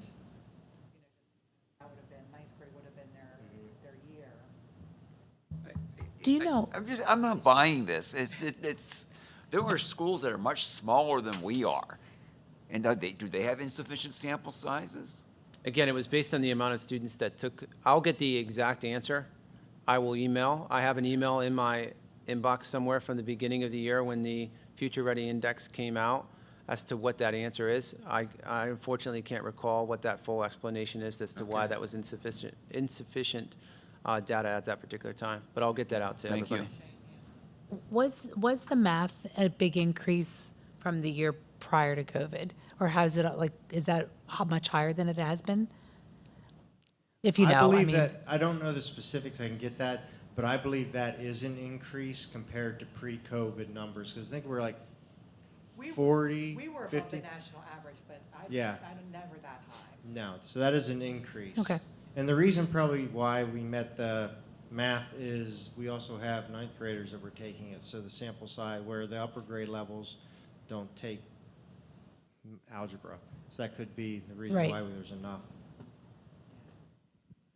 But I'd like to see it. I can't wait to see it this year because I'm wondering if it's because of that period and a half. do you have 10th graders that take algebra? So I'm wondering, do you have 9th and 10th graders taking algebra Eighth. where the other?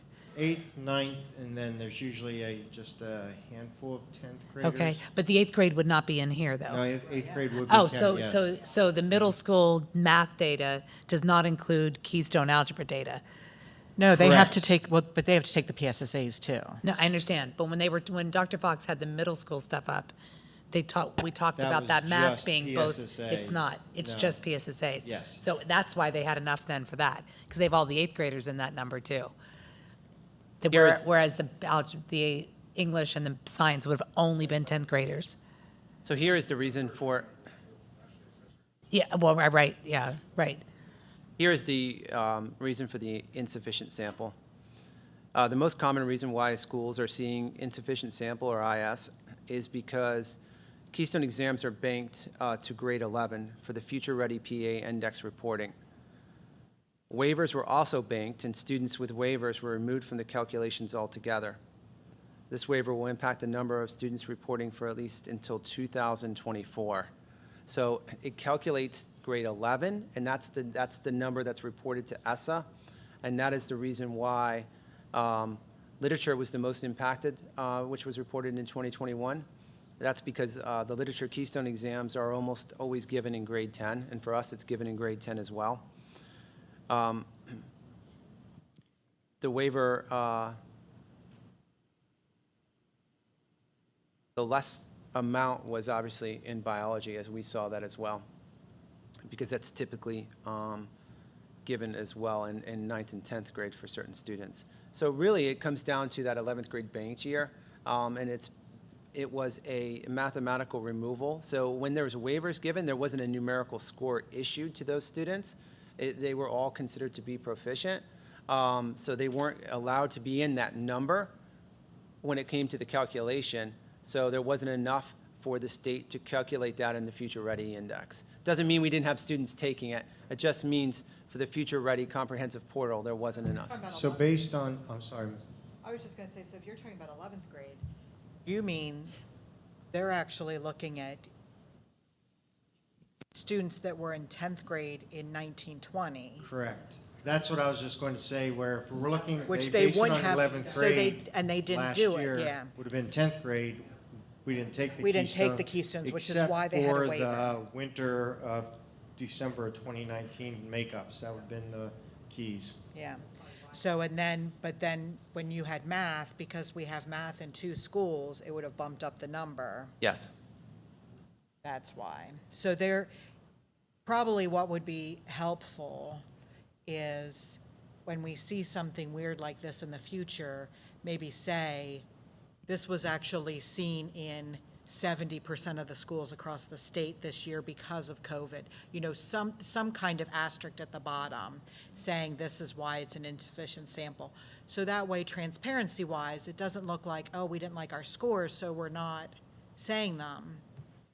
But it's actually a COVID problem that we're not seeing this. Because I think why it's hard to understand is that we have one for math, but once we figured it out, it makes more sense. But yeah, they didn't take it, and then we probably had several 10th graders, which is the now going to be the senior class, and that's not a super big, when in 2020, 2021, this year's seniors would have been in 10th grade. So, and that would have been right out of COVID, so we probably would have had more than normal opt out. But it's still one of our smaller grades, because once that grade graduates, then we start getting the bigger amount of students. And 11th grade was, even if they would have taken it, there was 80 of them, so they were super tiny too. So I apologize, I didn't have that particular explanation, but I will do, I'll do a better job in the future to ensure that if the IS sample comes up, that I'll have that exact interpretation associated with that. This is not, these benchmarks or what this looks like, these dashboards, this comes directly from the Future Ready Comprehensive Portal. This is not a dashboard that I put together. I took these examples and samples and put these in the spreadsheet. So there hopefully is an explanation, I'm sure, somewhere on the Future Ready Comprehensive Portal. And you'll see that as well when you look, because it probably does impact roughly around 90% of students who took those exams in 2021. So thank you very much for We had a pointing that couple out. years ago, way before your time, even before my time on here, where anytime they said the word Susquenita in the newspaper, they're like, and remember, they had really bad PSSA scores. So I think that's why it's a little, you know, we don't want to get that back, especially when we see that, you know, we're doing so much better. That's all. Sure, absolutely. And, you know, once again, this is one measurement. And to the point, you'll see here relatively soon that even the state recognizes that it's one measurement. And not every student is going to get proficient or advanced on one of these assessment scores. Therefore, the reason why they moved to pathways and options for students upon graduation, because not every student will make that proficient or advanced, because not every student is a standardized test taker. And not every student needs to be a standardized test taker because life isn't a standardized assessment. Certainly looking at high school attendance for the grade 19 to 20, you'll see here as well the 78.1%. It is a federal requirement, part of the Future Ready Comprehensive Portal. Looking ahead at the high school PVAS data, you'll see this data comes from the 2021 school year. You'll see above, when it comes to Keystone Algebra, these are where the students are projected growth over time. Biology, unfortunately, it says well below, and that takes a look at, it's a quantitative look at previous math scores, as well as they utilize ELA. PVAS is a very complicated formula that takes a look at historically at a lot of different data. And Keystone Literature being in the green benchmark. One thing that we're extremely excited about is the high school senior exit survey. The senior exit survey provides an opportunity for us to take a holistic look at that's given here at the high school, and it provides us with a look, the breakdown of students. You'll see here 42.7% as well as 19.5% agree or have responded that they're going to attend either a 4-year or a 2-year or some type of technical college upon graduation. You'll see 23.2% are looking to go on to military. And at the time of this survey, 11% were undecided, but I'm sure if we reposted, that percentage would change as well. And the military was about 1%, which shows up here in the particular pie. Some of the Mr. Funk, is that almost 43% going to 4-year college? Is that an increase over recent years? Before we would lump the four-year with the Okay. community college together, so I think that's why we're seeing the lower number. No, I was gonna say, I thought it was higher than it was. I thought Yeah, I yes, think in it's past higher, years, yeah. but I think we combined the two of them and just said attending college. I'll double check into that, Dr. Okay. Rubish, but yes, so I think it was around, I thought it was 60%, but when we combined the two, but I can look into that to see what it was in the past. But this is, created the Google survey and made sure the seniors did it as part, while they were here, having the iPads in front of them, so it wasn't just optional. That's why we have a high participation rate. Out of the 84 students in the senior class, we had 82. So That's what I was going to say, that 11% undecided is only like 2 people. yeah, when you break it down to how many people are in the class, you're correct, yes. Thank you, Mrs. Hingley. Yeah, I know. It is interesting, though, maybe community college should still stay lumped with four-year college, just because so many kids use it as a stepping stone. And to the move reason I on. split it this year is I started to revamp our high school profile, and I pulled some feedback from colleges and looked at some school districts such as Lower Merion and Manheim Township to see how they broke it down, and they separated the two. And so when I was looking at redoing the profile, I asked the two separate ones. I see what you're saying. Yeah. I just want to make sure we're being aligned with what some colleges were looking Yeah, okay. Well, and I would like to see how other schools do it, because I think in the past that was probably true. Most kids went to a community college and then finished the other 2 years. But I think now, like HAC has a lot of programs where you can be certain, like you only need to go the 2 years, you know, for whatever you're going to do, you know, for certain careers and everything. So maybe we try to start doing like a follow-up, like maybe for like the first 5 years or something, maybe we try to reach out to our seniors, like after 2 years and after 4 years, and see like how many of the ones that went to community college or even a trade school, because sometimes you can get college credits through a trade school, or you go to a different trade school, you know, and see like, did you go to 2 years of community college and then seek employment because you had the certification you needed, or did you use it as a stepping stone to go to a college? And then, you know, after the 4 years, you know, are you in your field, or, you know, what are you doing with your degree? Or, you know, we could even get further of if they were doing now they have 5-year programs where you can get your master's in 5 years. I don't know. I think we could start showing off more than we did in the past. I think, unfortunately, still, the question, how many of your students are going to your four-year college, is a measure in some people's minds as how well the school's doing. Okay, and I think we ought to keep it this way. And I'm saying I don't agree with that. I remember when I went to a conference at the end of the year with one of our students, and I was asked by one of the counselors about how many of your students are going to a four-year college. And I was quick enough to say 100% of them are achieving their dreams. Yeah.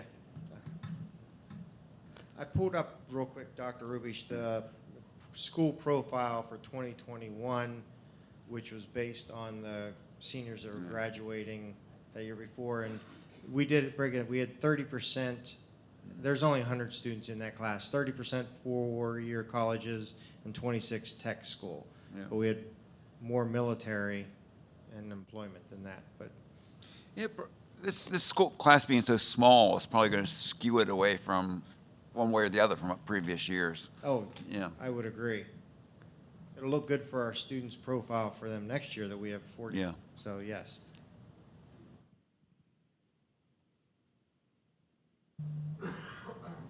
And moving on to just some colleges and businesses that are notable for the class of 2022. I'm not going to certainly read them all, and this is not inclusive, but just some that posted it in the survey that was shared. Local businesses as well, and this is not an inclusive list. This does not include all the businesses that our students are working on, but just some that they've mentioned within the survey. And to our local businesses, thank you for employing some of our graduates, and certainly if you want a hardworking and dedicated student, to certainly take a look here with some of our graduates as we continue to work. If I could comment on this, this is great to see, the diversity in the colleges, because it used to be here, You went to Hack, you went to SHIP, a few people went to Penn State, that was pretty much it.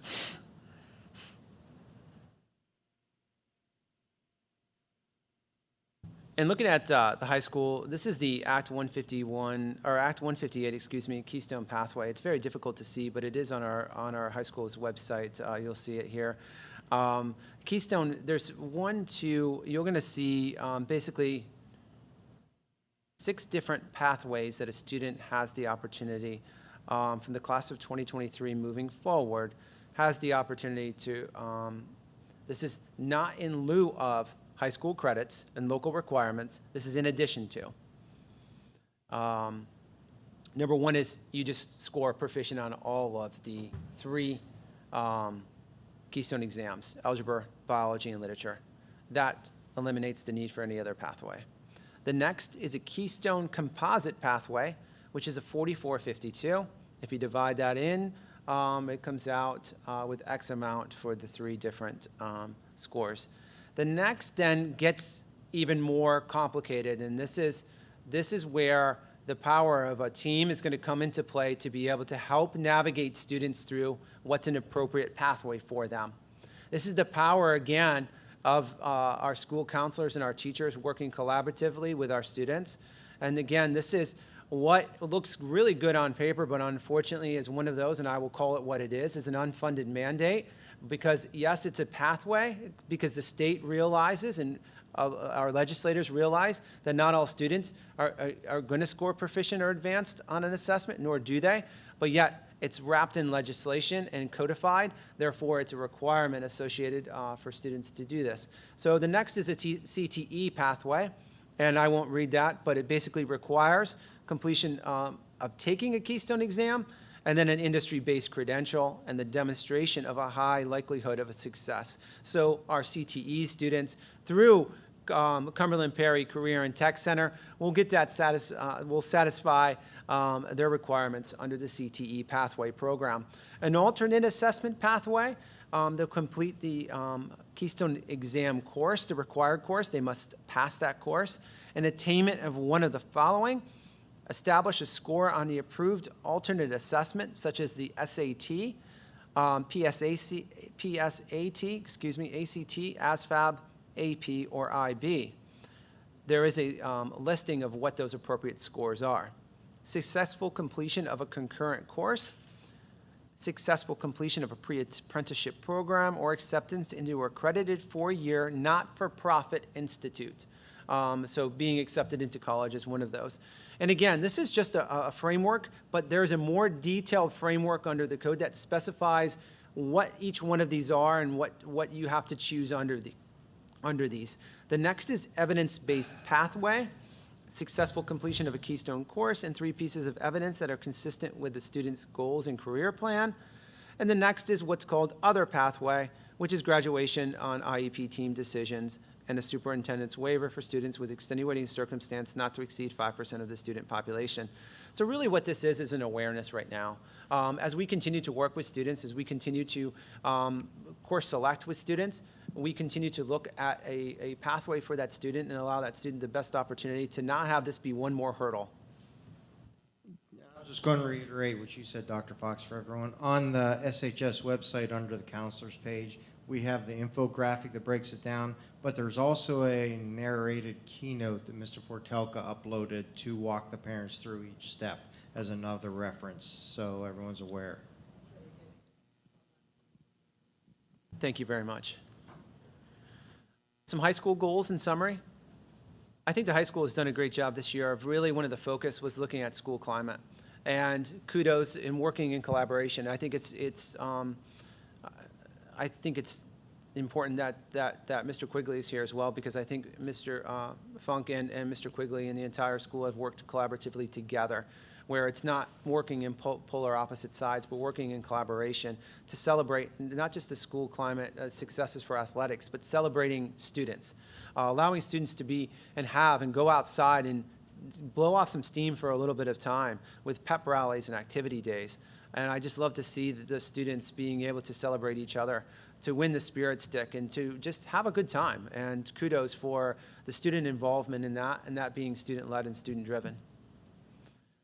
We continue, and again, you'll see that through the summer, of recreating spaces for our students to enhance the curriculum, but just modernizing some of our facilities as we look to do that with some of the ESSER's funds, to look at modernizing our school cafeteria, to use it as a space for learning for our students, and to use it for a space of collaboration, to modernize it and brighten it up for our students as well.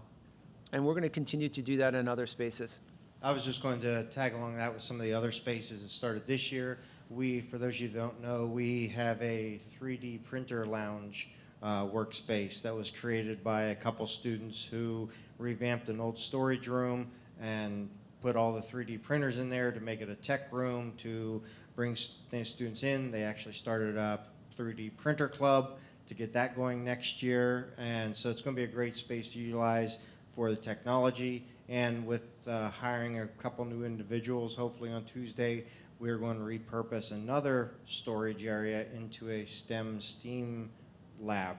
So we're excited about those changes. And I think we'll continue to review and update course offerings. They're ever evolving and ever changing.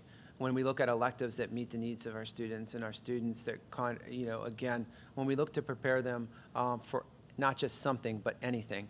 And I want to say a couple of those classes that we've added to this year's course catalog actually came out of, while it wasn't an actual formalized survey, Mr. Funk reached out to some alum and had a conversation with them about some of their needs, their experiences in post-secondary school, their experiences in university or college or trade school or technical school at this time, and what are some of the classes that most benefited them? What are some of the classes that they felt they would need?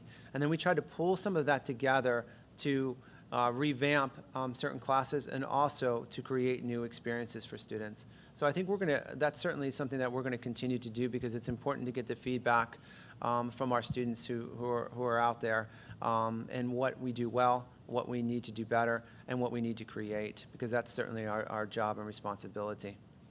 And the last is the submission for our Apple Distinguished School application, and a lot of work went into that by our Apple Vanguard group and team.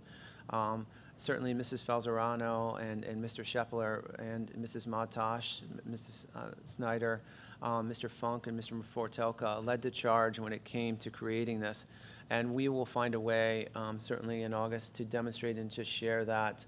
And we're hoping certainly to hear back September. So maybe we'll wait and see in September to share that out. But it was definitely a process. But like anything else, you learn a lot from the process, and you learn a lot of successes, and you learn a lot to celebrate as well, because there's a lot of great things that were captured in photos, and were captured in videos, and were captured with some of the thoughts and reflections. I'll be anxious whenever it is in September to actually show the board the completed application, because when you think application, it was unlike any application I've ever had to complete, because of course it had to use technology and highlight things. It's a very impressive document that the team, that Dr. Fox mentioned, and Mr. Brokus and everyone helped put together. It's going to be, I'm impressed, so I can't wait to share it with the board. Thank you very much. And we're going to move on to certain other categories at this particular time. One is curriculum instruction and assessment overview. And Ms. Snyder has done an excellent job in a short period of time, coming on board, hopping on, and I believe in December, and hitting January, my fault, hitting the ground running, and providing really a very detailed, working with a group of administrators and feedback from teachers, building a summer professional learning catalog. And right now they are in the throes of it, learning together collaboratively, having some fun together collaboratively, bringing in outside resources, as well as tapping into our internal talents of our teachers. Focus on allowing them to have their own voice and choice when it comes to selection of their professional learning. Having both a variety of in-person and on-demand experiences for teachers as well, based upon what they need and how they learn best, which is exactly what we try to do with our students. We want to model with our teachers also. We are looking and continuing to transition. We transitioned from what was called Act 82, which was the PA teacher evaluation, teacher effectiveness, to modernizing it now to what's called Act 13. Again, that's codified, so changing up what those forms are is not an option for us, since it is in the PA school code, how we evaluate, and using those codes, or those forms at the end, or those standardized evaluation forms. But thank you for allowing, I think at this time last year, maybe in July or August, I asked to use PA ETAP, and it's been a really good platform to focus less on submitting of forms, but more on the conversation. So we'll continue to grow and learn with that platform. We're going to continue with our summer learning experiences for our students. That's getting ready to kick off very soon with our early birds and our STEAM camps, and just a lot of different experiences. And, you know, for some, summer school. Some need to get that credit recovery and those credit development programs. And it's important for them to take care of those as well.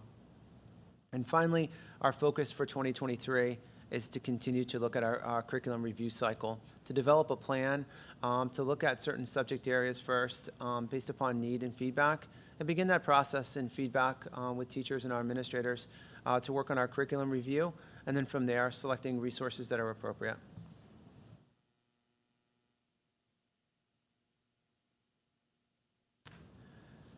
Looking at communications overview. Definitely kudos when we look at communications. It has been a point of emphasis, and thank you for allowing, when we looked at the realignment of our district office and adding some additional responsibilities. And thankfully, Mrs. Troutman agreed to those additional responsibilities, and she's done an excellent job as PIMS and Community Relations Coordinator. We're focusing both on our internal and external messaging. We have created internal newsletters that are sent out quarterly to all of our staff, that involve wellness tips, that involve birthdays and highlights. And really, I think it's done a great job of bringing in some information. One of our goals, right, is we're not just 3 buildings, and the DO is not just this dark spot where people go. We are one district, one community, and one family working together for the betterment of our students. And that's something that we want to continue to work on. Our digital signboards outside, that digital marquee, and Mrs. Troutman has done a great job of updating that on a regular basis and using it, and not just as something passive that says, here's one piece of information, but using it on a regular basis to communicate and to bring attention to it as well. As a digital billboard, you've seen heading out towards Marysville. For the past week, we've had our Black Hawk Academy being displayed on that digital billboard as well. Yes, terrific idea. Love it. Thank you. And we continue with our press releases, and Mrs. Troutman has done a great job of doing press releases. Website update, lots of work went into cleaning up the website, making sure that the website flowed in an appropriate manner, where it had an organizational value to it, and information that's relevant is on the top, and information that's not relevant is no longer there or archived, which I think is extremely important, because certainly when you look at something, you should be able to find it in an organized manner and not necessarily have to kind of look for where something is in a tremendous amount of time. We also use Peach Jar. We get a tremendous amount of flyers from outside organizations, some for-profit, some for not-for-profit. And if you're anything, certainly I remember being a kid 50 years ago and bringing home my book bag, which was like the proverbial black hole, where inside I would pull out all these flyers that my parents seen. Well, that would have been useful, John, maybe 4 weeks ago, and it's already passed. What we're trying to do is use Peach Jar as a digital flyer system, in which that comes in as a PDF, and parents can get that and access that via their smartphone or via email, which gives them a notification of where those flyers are. We don't necessarily use those just internally. We use those for outside organizations. Internal organizations, we use our own internal mechanisms, but that allows them to, they pay for the use of the service, and it prevents all those photocopying, and also what it prevents is hours and hours of stacking how many go to each homeroom teacher's mailbox to give out, only to see them all distributed sometimes in the hallways. Mrs. Troutman worked hard with all of our administrative team to create a branding guide for consistency. I think that's extremely important when we look at the colorations, the use of our logo, and the use of consistency across the board. the beginning and the end of the year recognition and celebration for our teachers. Our teachers work extremely hard, and being able to bring our staff together at the beginning of the year to celebrate us as a whole, and at the end of the year to recognize our retirees, but also celebrate everybody as a whole as well for all of their hard work. We wish we could certainly do that more, but because of time, at least having a beginning of the end of the year is a start and something that we want to continue. Sir. I like to comment on this. I went to the end of the year celebration, and it was terrific. All three buildings were together in the high school auditorium. And what was really impressive was that everyone was recognized that was leaving, not just the teachers, but the cafeteria workers, custodians, the secretaries. And as they were called up one at a time to get a little gift, because you could not orchestrate what happened, okay, well, everybody got a standing ovation. Every staff member retired got standing ovations from the ones that were staying behind. It was just so impressive and was just terrific. Thank you. I just have a quick question. I know I've mentioned this to you just on a, personal phone call or private phone call, but, and I hate saying to put more on Mrs. Troutman, so I'm not sure that this is something that she would do. But we talked about the lack of press, positive press, through either the Patriot News and of course when we lost our sports editors tragically at the beginning of the year or middle of this year, we've lost athletic press in the Duncannon Record. But I know Tina mentioned, there was this bad press about PSSAs. Bad press in the Patriot News very quickly about a Susquenita, wrestling brawl. But we rarely get positive press out of the Patriot, and I'm wondering why. I don't know whether they're forgetting that our athletes, even though we're not part of the Mid-Penn, are still part of their circulation area. Our music department, or kids that are getting Apollo nominations, it just feels like we're lost up here. And I don't know whether what am I looking for? A communication rebuilding with the people that are there. Is there something we can do that can maybe reach that up to them? Did you see the article in the Patriot this morning about yesterday's softball game? No. That's because it didn't exist. Well, there you go. Thank you. Okay. Yeah, I think, and it's not, I can just tell you from an athletic standpoint, because we're not, in years past, we got a lot more press when we were part of the Mid-Penns, and I'm not saying that we need to go back to the Mid-Penns. What I'm saying is the Patriots not recognizing those people that are in their circulation area that are just not part of the Mid-Penn Conference athletically. I And that's just a almost wonder if it's, if you look at the Duncannon Record, they might as well call it Ryan's Notes, because I feel like he's the only Jim Ryan is the only one that, he writes 75% of the newspaper. I think they're just isn't it? I think they're mainly freelance now. I think I would be willing to bet that a lot of schools and businesses and nonprofits, a lot of them are having the same thing because they're just not getting the amount. Now, I will tell you, almost every one of our board meetings somehow makes it into the newspaper, but. Yeah, and I'm not even just talking about the Record. I was talking about just the broad Patriot News. I'm saying the Patriot News too. I don't know how many people the newspapers are much thinner than they used to be. I just don't think that anyone is getting the coverage that they should be getting. Yeah, and I guess I'm coming from the standpoint of when they're covering the track and field state championships and we have 6 athletes that are there, and they're saying the local athletes that are participating in the thing, and Susquenita is not even covered. Why? Because it's the local Mid-Penn athletes. And I think there's still a way that they can address athletes that are in their local viewing area and they're not, and maybe it's just that they're forgetting about us up here, because we're not part of that conference, but yet we're still part of their circulation area. People are buying their paper or subscribing to it. I do, so I don't know. I don't know. I think what we are doing that is about the best thing that we can do and that what we can control is what we're doing on social media. Because if we put it out there ourselves and then it gets, then everyone that is in our district shares it, then it gets to all the other people. The same way with, figuring out a way to better, to somehow better advertise for the, the age 3 to 5, that type of program and stuff.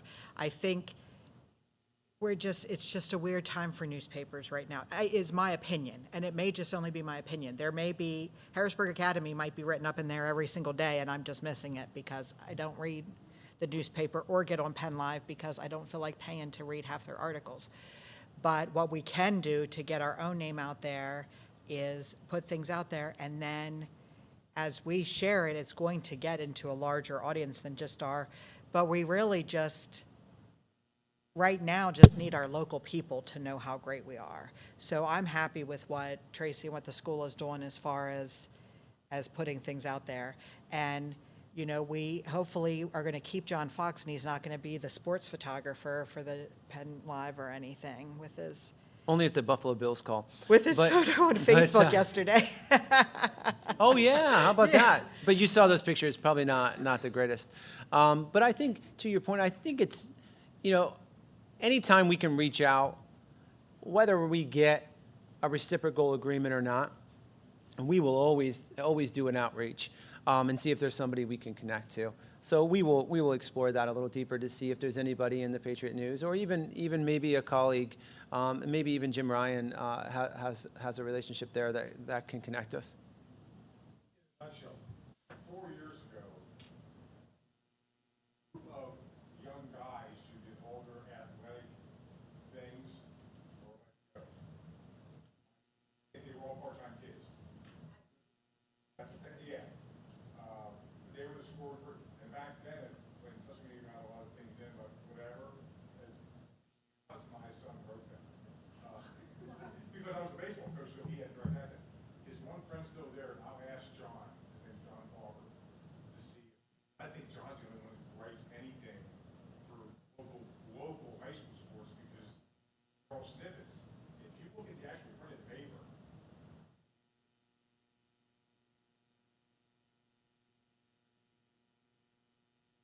Yeah. I was a strong local paper. I'm only talking about like those articles when they say it'll say the Mid-Penn athletes to watch at the upcoming wrestling, or the Mid-Penn athletes to watch at the whatever. And so the kids from Susquenita and Greenwood and that are still local, don't get any coverage because and I'm not making a play to go back to the Mid-Penns. What I was saying is that The Mid-Penn Conference, because they have someone in their league that does specifically that job. They have, so I still go to the Mid-Penn AD meetings because technically we're in football. But they actually have someone in there, they have an executive board. I mean, they're all retired guys, and that's one of their jobs, is that communication. That's, and Patriot came out and basically said they really don't cover Mike Sterling anymore. They don't cover, I mean, they don't cover Halifax. I mean, that's. right, and I agree, and So I don't know if it's something to try. I mean, our organization is our league organization is the. What? We have a president and a statistician. And they have a board of 7 guys that sits up front. yeah. It was never great. Even when we were in Mid-Penn, it wasn't great coverage for us. And then when we dropped out of the Mid-Penn, it got definitely worse.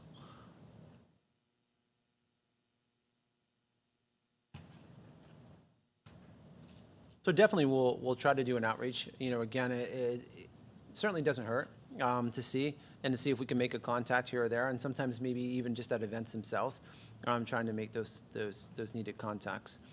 Looking at business operations overview, again, we're going to be getting ready to fire on all cylinders and prepare for the 2022 audit that should be coming up relatively soon.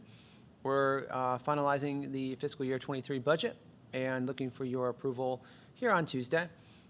We committed fund balance designations in our previous audit for cyber charter and future debt service as 2 additional categories. We are going to continue to monitor our summer projects that are happening, and one in which we'll talk about here in just a few moments. We're going to continue, as Mr. Bard spoke about, on possible investments, looking to use some of that fund balance on a greater return. We're looking to continue in possible energy savings where we can and what we can do, that's fiscally responsible, but it's going to net a larger return. And we continue to ensure project management of all of the smaller and sometimes even some of the larger projects that we work in cooperation and collaboration with Mr. Howe and our maintenance and custodial teams. Our facilities overview, we're going to continue to address, revise, and adjust our 5-year plan and continue to roll that out and make needed adjustments as necessary and show those needed adjustments to you on a regular basis at our caucus meetings. Several summer items are on the agenda and slated to begin relatively soon. Lots of floor replacement, as you'll see, cafeteria flooring, middle school hallway flooring, just in a section as well in the band room with the floor replacement, faculty room at the middle school, choir room at the middle school, continuing with the floor replacements in the elementary school classrooms. Looking to summer, our summer team is doing an outstanding job of cleaning and working through. We want to continue to power wash here at the high school after some repairs, and we want to certainly power wash the elementary school as well, because the sun certainly hits the backside of that towards Route 15 the most. And if anybody's out listening, we want to continue and recruit and train talent. So if you're willing to work on a team, you're passionate about working within the school, if you want to be working with a high energetic, great group of individuals, please reach out to us. We would love to have you. If it's for just a few hours, we'll still make that happen as well. And you'll be with a first-class team working to provide a really needed service for our school in our district community. Shifting gears into technology overview. We're going to continue with our Apple training through our school Vanguard groups, and these school Vanguard groups really do a great job of then taking that information and then training it back, sharing it back, as you'll see with these summer learning opportunities. Apple Learning Coach is an endorsement, a credential that we're proud to say Mrs. Matosh has done. We have several teachers taking it. Mrs. Felzerano has taken that and earned that credential, as well as Mr. Shepler. And I believe we have some teachers currently taking that endorsement right now. And anything about Apple that I've experienced is it's not just you just go and click buttons. You read, you reflect, you apply, you do, and you get feedback. And to me, that's exactly what we want our students to be able to do as well. We want them to be able to take, reflect, create, make, apply, and gain feedback, and continually involve that and do that as a team. The Apple Distinguished School application was just sent in for review. We're going to replace our SAN, which is the main brains of our overall technology application here this summer. We're going to deploy and continue to deploy Wi-Fi hotspots, and Mrs. Matosh and the technology team has done a great job of deploying Wi-Fi hotspots for connectivity throughout our school community, and has done a great job of procuring that through grants through the federal government. We're going to continue to rebrand our online learning platform to the Black Hawk Academy. We are having kind of a welcome back picnic this summer as well, and we'll be sharing and posting information on that. And look forward to inviting back, and to any family who just wants to take a closer look, reach out to us, and we'll walk through that with you as well. Future projects for technology include many things, replacing some outdoor APs once they arrive, as well as a course switch here at the high school, and looking to redo our camera systems and upgrade that. That will be a larger project that we're working on. Cameras in the hallways. Yep. Internal and external. Yep. So to conclude our annual report and looking at our next steps as a district and as a team, we're going to continue to refine all course offerings and opportunities for our students at all grade levels. We're committed to allowing our students, our staff, and all of us to have a voice and choice when it comes to our schools and our education. We want to continue to modernize all of our facilities that we have. We want to develop and continue to develop partnerships for our staff. and involve stakeholders and stakeholder engagement. At this time, I'll take any questions you may have on the overall annual report. And I want to say that this is your annual report, so if there's anything that you want to add or want me to add in the future, I'll adjust it and tweak it for next year at any time.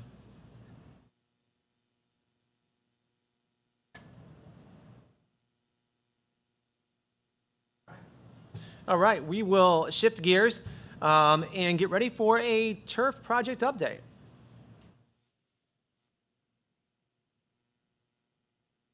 You were very quick. So we have a lot of steps to date. Unfortunately, a lot of those steps to date don't show, right? Because there is no equipment outside.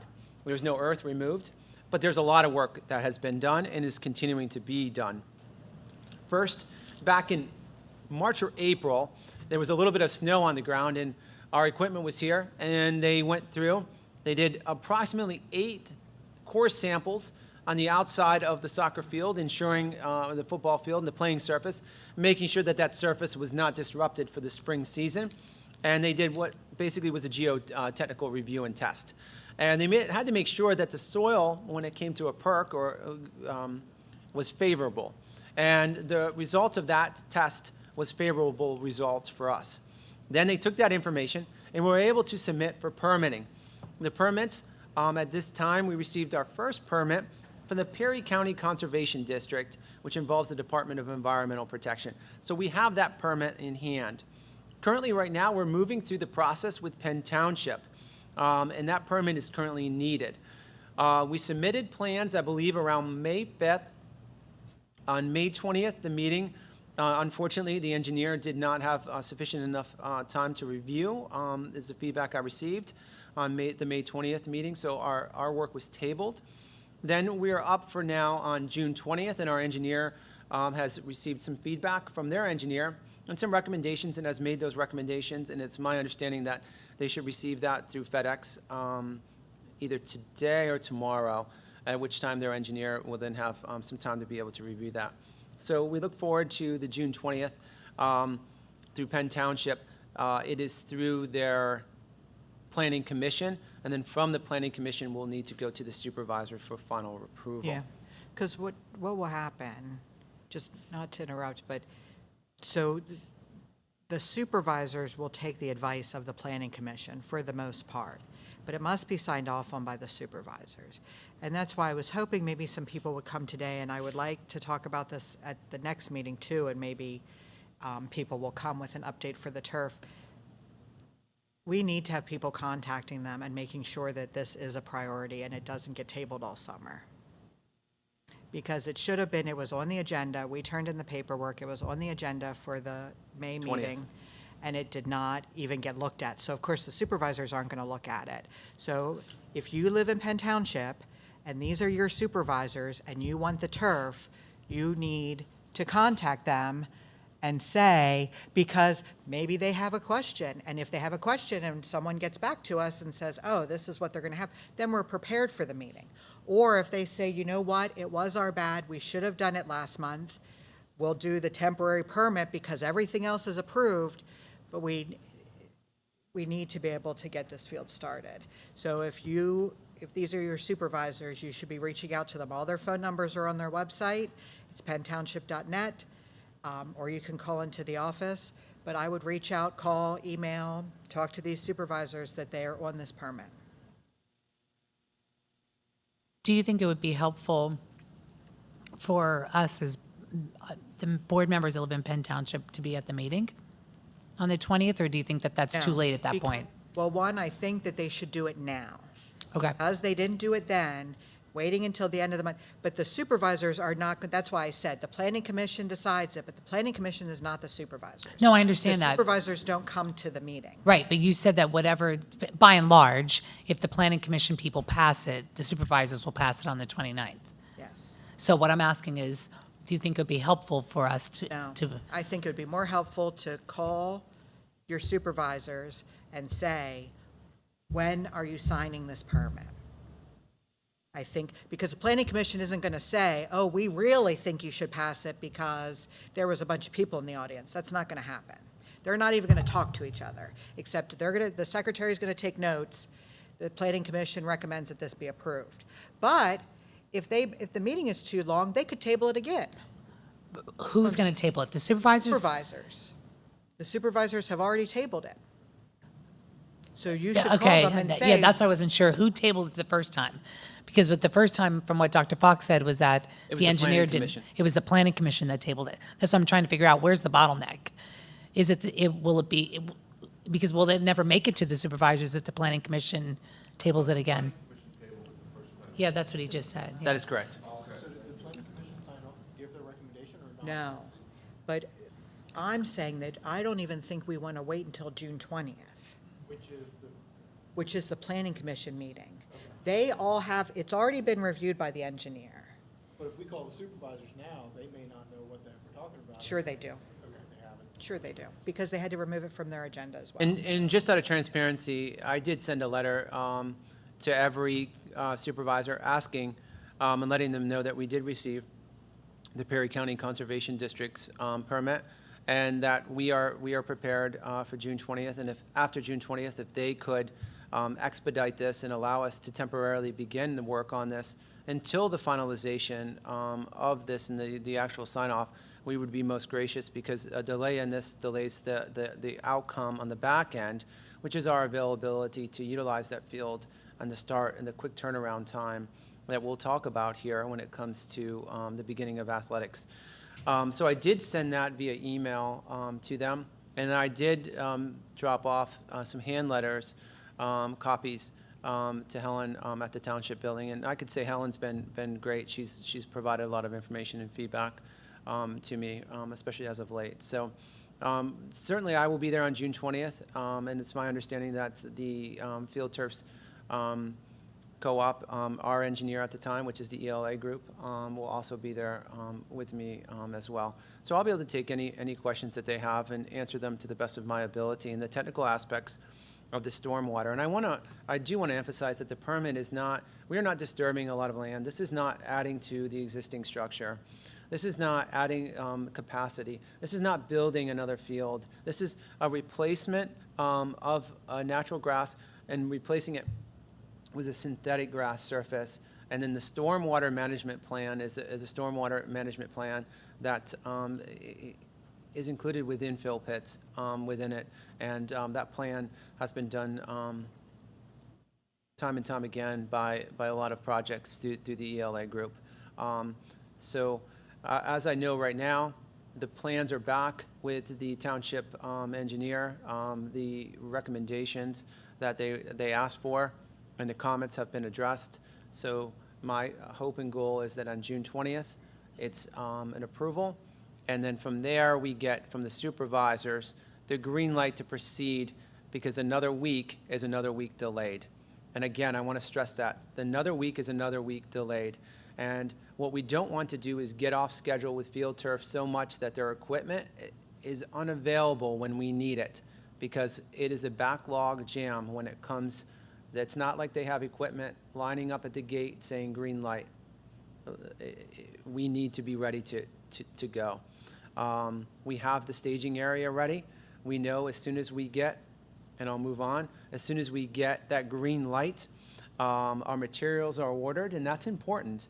The materials are ready to go, according to our representative from Field Turf. That includes our pipe and stone, which are two commodities right now that are difficult to procure, but we have those available. They're ready to go for us, as well as the material, the synthetic turf itself. So once the green light goes in hand, we will announce that our stadium is closed to public use, and we will begin the removal. The removal itself should take a few weeks, and then it will begin to, after the earth is dug down, the new stone and the new kind of, if you will, that sandwich pit, which includes the new geotechnical membrane, which goes on the top and then located on top with another grade, and then it becomes laser graded. I think an important aspect, if we go on to the next slide for a construction timeline, that it's so important when it comes to this is weather. We always have these afternoon pop-up thunderstorms in central Pennsylvania. What we don't want to do is have incredible amounts of rainfall, because it could severely limit what we're able to do. Not that they can't dig in the rain, but that you cannot laser grade. You cannot add certain things in the elements. There's only certain things you can do with heavy rainfall, and we want to make sure that's a consideration. Mr. Quigley and myself and Mr. Howell and Mr. Bard meant to do an athletic contingency plan for early games if delayed. We certainly don't want that, but we know that that could possibly be a realization. Because right now what we're looking at is about a 10-day delay in our overall plan, which our anticipated occupancy of the turf was to be August 25th, with our first game being August 27th. So that was already a tight turnaround. August 26th, I'm sorry. So Friday was the handoff, the 26th, or Thursday was the handoff, with Friday being that first game, which was to be an under the lights game, I believe. It's a Friday night lights against West Perry. So again, we are watching that very closely. We'll know more information once the equipment starts to get here and a pre-construction meeting is had. This is all tentative.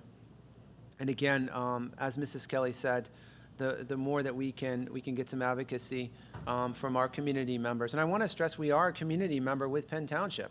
We are their school district within this township. They've been a great partner with us. We're a great partner with them, and we want to continue. We want to work with them, and we want to work in conjunction with them. And we believe that this facility is an enhancement to the greater community, not just for our students, but for the community in general. And I want to stress that also. And again, we'll look at continuing, and Mr. Quigley, myself, Mr. Howell, Mr. Bard, will work in conjunction with our coaches too, to make sure that we have, as we move forward, any contingency plans as we need for the delay that could occur based on weather or just based on conditions that are beyond our control. So the project itself, they call it a relatively simple project, but I don't believe that's ever the case when it comes to construction, anything simple. They remove the infill and create infiltration pits for stormwater under the field. They'll install that geotechnical membrane, which I love. Is basically like that coffee filter, right, that collects all the sediment that's there and allows it to drain naturally. The turf and the construction of the turf will have that cooling technology that you approved, and that's important to note that if it's a hot August day, because of the cooling technology that's built in there, it should have a reduction in the amount of heat that dissipates from it. It's not going to be completely cool to touch, but it will reduce some of that heat that's maintained on the area. The D zones, and I'll show you what those are. As we know, those are the outer areas around where the goalposts are, the gooseneck field goal posts. Those will be turfed and not in grass area. And I think that's really important because that's going to protect the turf itself from any crumbling and breakdown over time. I've seen that in other fields. And they're going to replace in this process as well the goalposts with a combo gooseneck. And here's kind of a tentative plan of what the field drawing looks like as well. And we're excited to bring this to life. But again, for our community, for our supervisors at Penn Township, please, we're certainly community partners with you.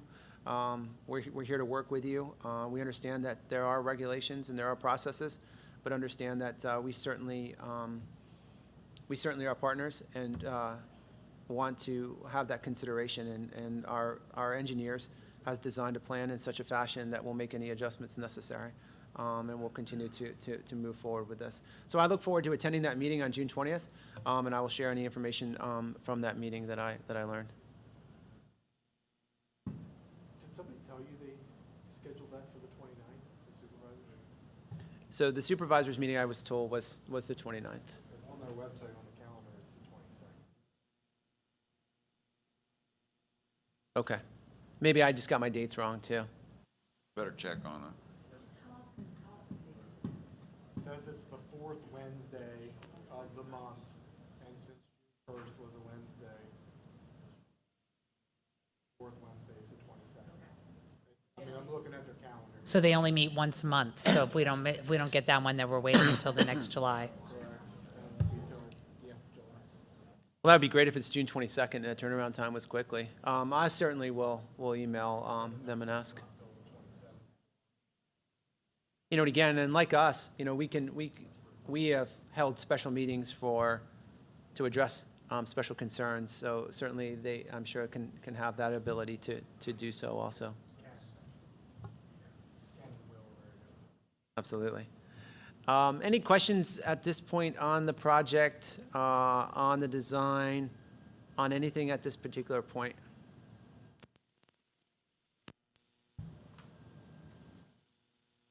So I'm excited to get the earth movers here. I'm excited to see that movement. I'm excited to see that energy too, associated with it. We'll give you updates because just like any home improvement, nothing ever goes right for me. So hopefully it does. They've installed, Landtech is the subcontractor for the installation and the earth moving. They've done a multitude of different fields on a multitude of different environments. So I have full trust in them. The engineer has full trust in them. And Bill Bamber, our representative from Field Turf, has been excellent and extremely responsive. All right, transitioning into differentiated supervision options. Absolutely.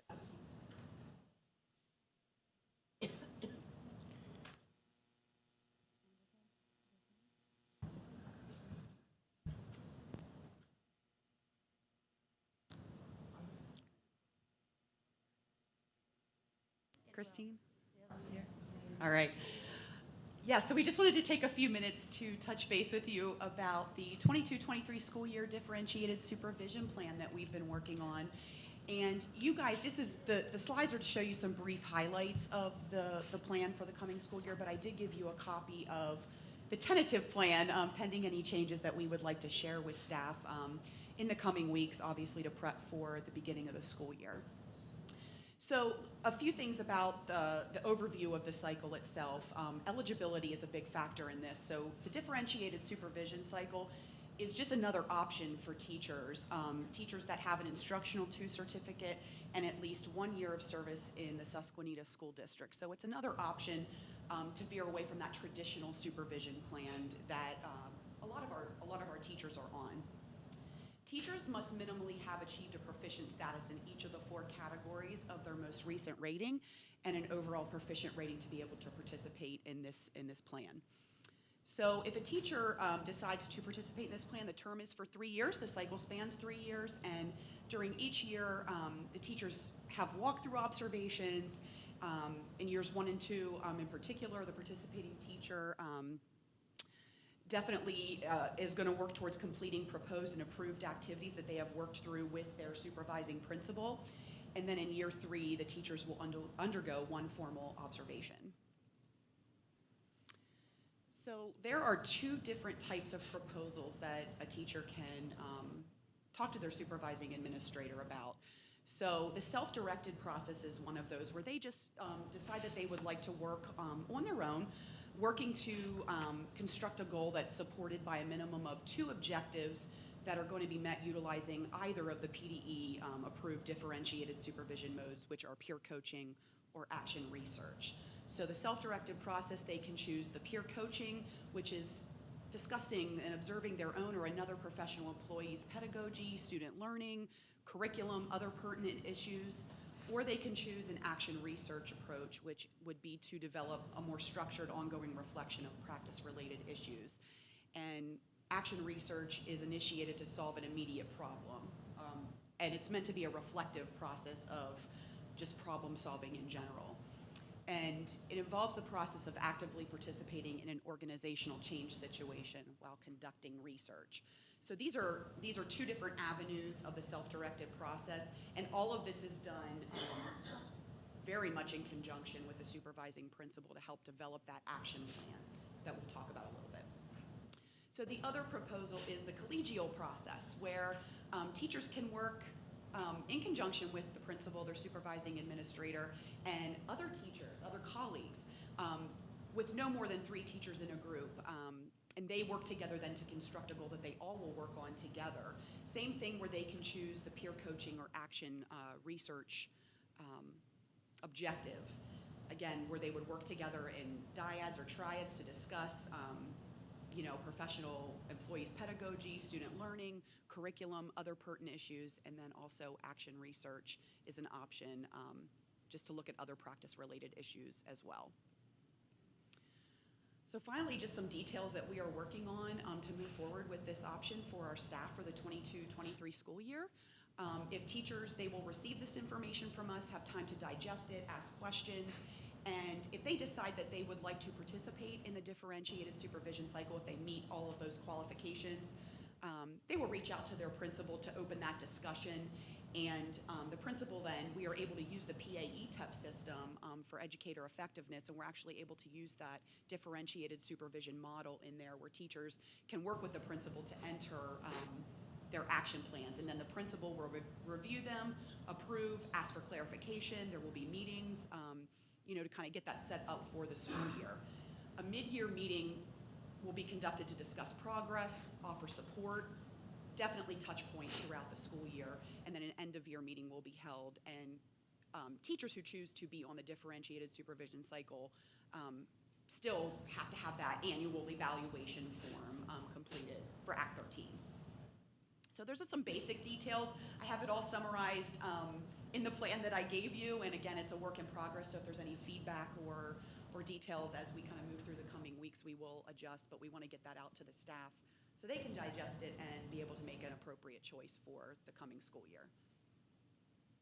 Thank you very much. And I think for us, it's taking what we can do and trying to follow what the requirements are by the Pennsylvania Department of Education, but at the same point, try to make it our own, allowing teachers to utilize their voice and choice and connect other things that they're already doing, so it stops becoming one more thing and allowing them to connect some of the things and the great work that they're already working on. And really focus on the learning aspect of things, not necessarily the compliance aspect of things. And I think that's important too. We'll follow the compliance by utilizing the electronic teacher evaluation portal and the ETEP. It streamlines it very easily, and stop focusing on this paper, this, and make it a streamlined process where it's a partnership. And I think that's important too when it comes to evaluations. It's not something done to somebody, it's something done with you. And it's a partnership for growth and opportunity. So thank you for taking a look at this plan, streamlining it as we continue to refine it. Any questions on differentiated supervision plan draft mode for 22-23? All right, hopping into review of policy 249. This is an annual review in accordance to the Safe Schools Act. Review of policy 249. The policy review is done triennially. Policy 249 is under pupils, under bullying, cyberbullying. It was established with the first read on October 13th, 2008. Second read on November 10th, 2008. It's been reviewed 12-13, 15-16, 18-19, and now again for this particular time. It meets the specifications, as I stated earlier, in accordance to the school code. It defines what bullying is in the policy. It describes what types of bullying. It describes consequences in a progressive manner. And it's important to note that, though, this is not linear.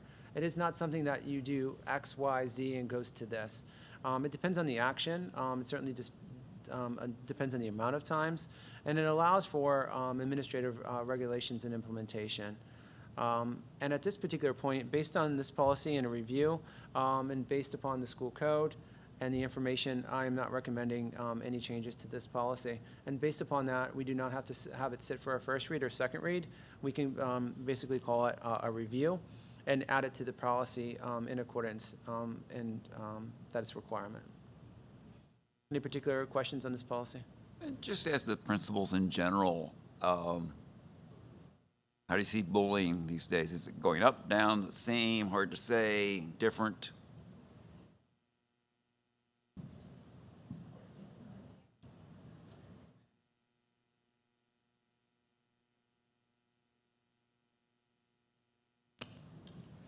My experience was once you defined what bullying was, then to do that, because you ask a lot of people what bullying is, like, this kid would come in from the playground, well, like, that boy took the ball from me, he's bullying me. Well, what's his name? I don't know. Did he ever do it before? No, today was the first day. Well, that's not really bullying, that's more of a jerk behavior. So, I mean, so is it up or down? I mean, I think sometimes I would say there's more jerk behavior Okay. than there is actual bullying. Not that bullying does exist, but it's more jerk behaviors where they're not picking out one specific kid. They might say, like, whoever has the ball today, for an example. One thing to go along with that, I think what we saw this year was more of difficulty reintegrating to social settings with high school rules and expectations when we have a large portion that had not been interacting face-to-face with others. They actually regress to be able to, how do I socially interact with someone in a school setting?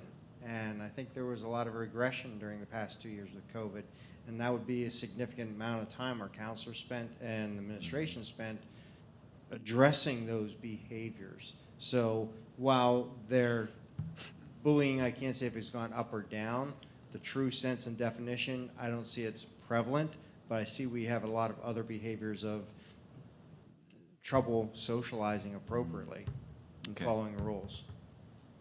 Okay, thank you. I'll echo what Craig said and just say we do see that physical aggression even in younger students, and a lot of it because of that lack of communication skills. So we see preschool behaviors that have not been teased out, or toddler behaviors where students will hit to get someone's attention. So again, not necessarily that persistent and pervasive behavior that would define bullying, but certainly physical aggression and mean actions that have been quite time consuming. And one thing we're really looking at as we look at our PBIS data and our behavior slips and things of that nature is how do we go about addressing those things? And we've pulled some nice data this week, which I'm sure we'll share a little bit in the future, just about where a lot of that is coming from, who those students are, what services they're already being provided. So as the other buildings start to develop those PBIS programs, there's going to be a lot of more data available to kind of look at this, which will be really nice. Okay, thank you.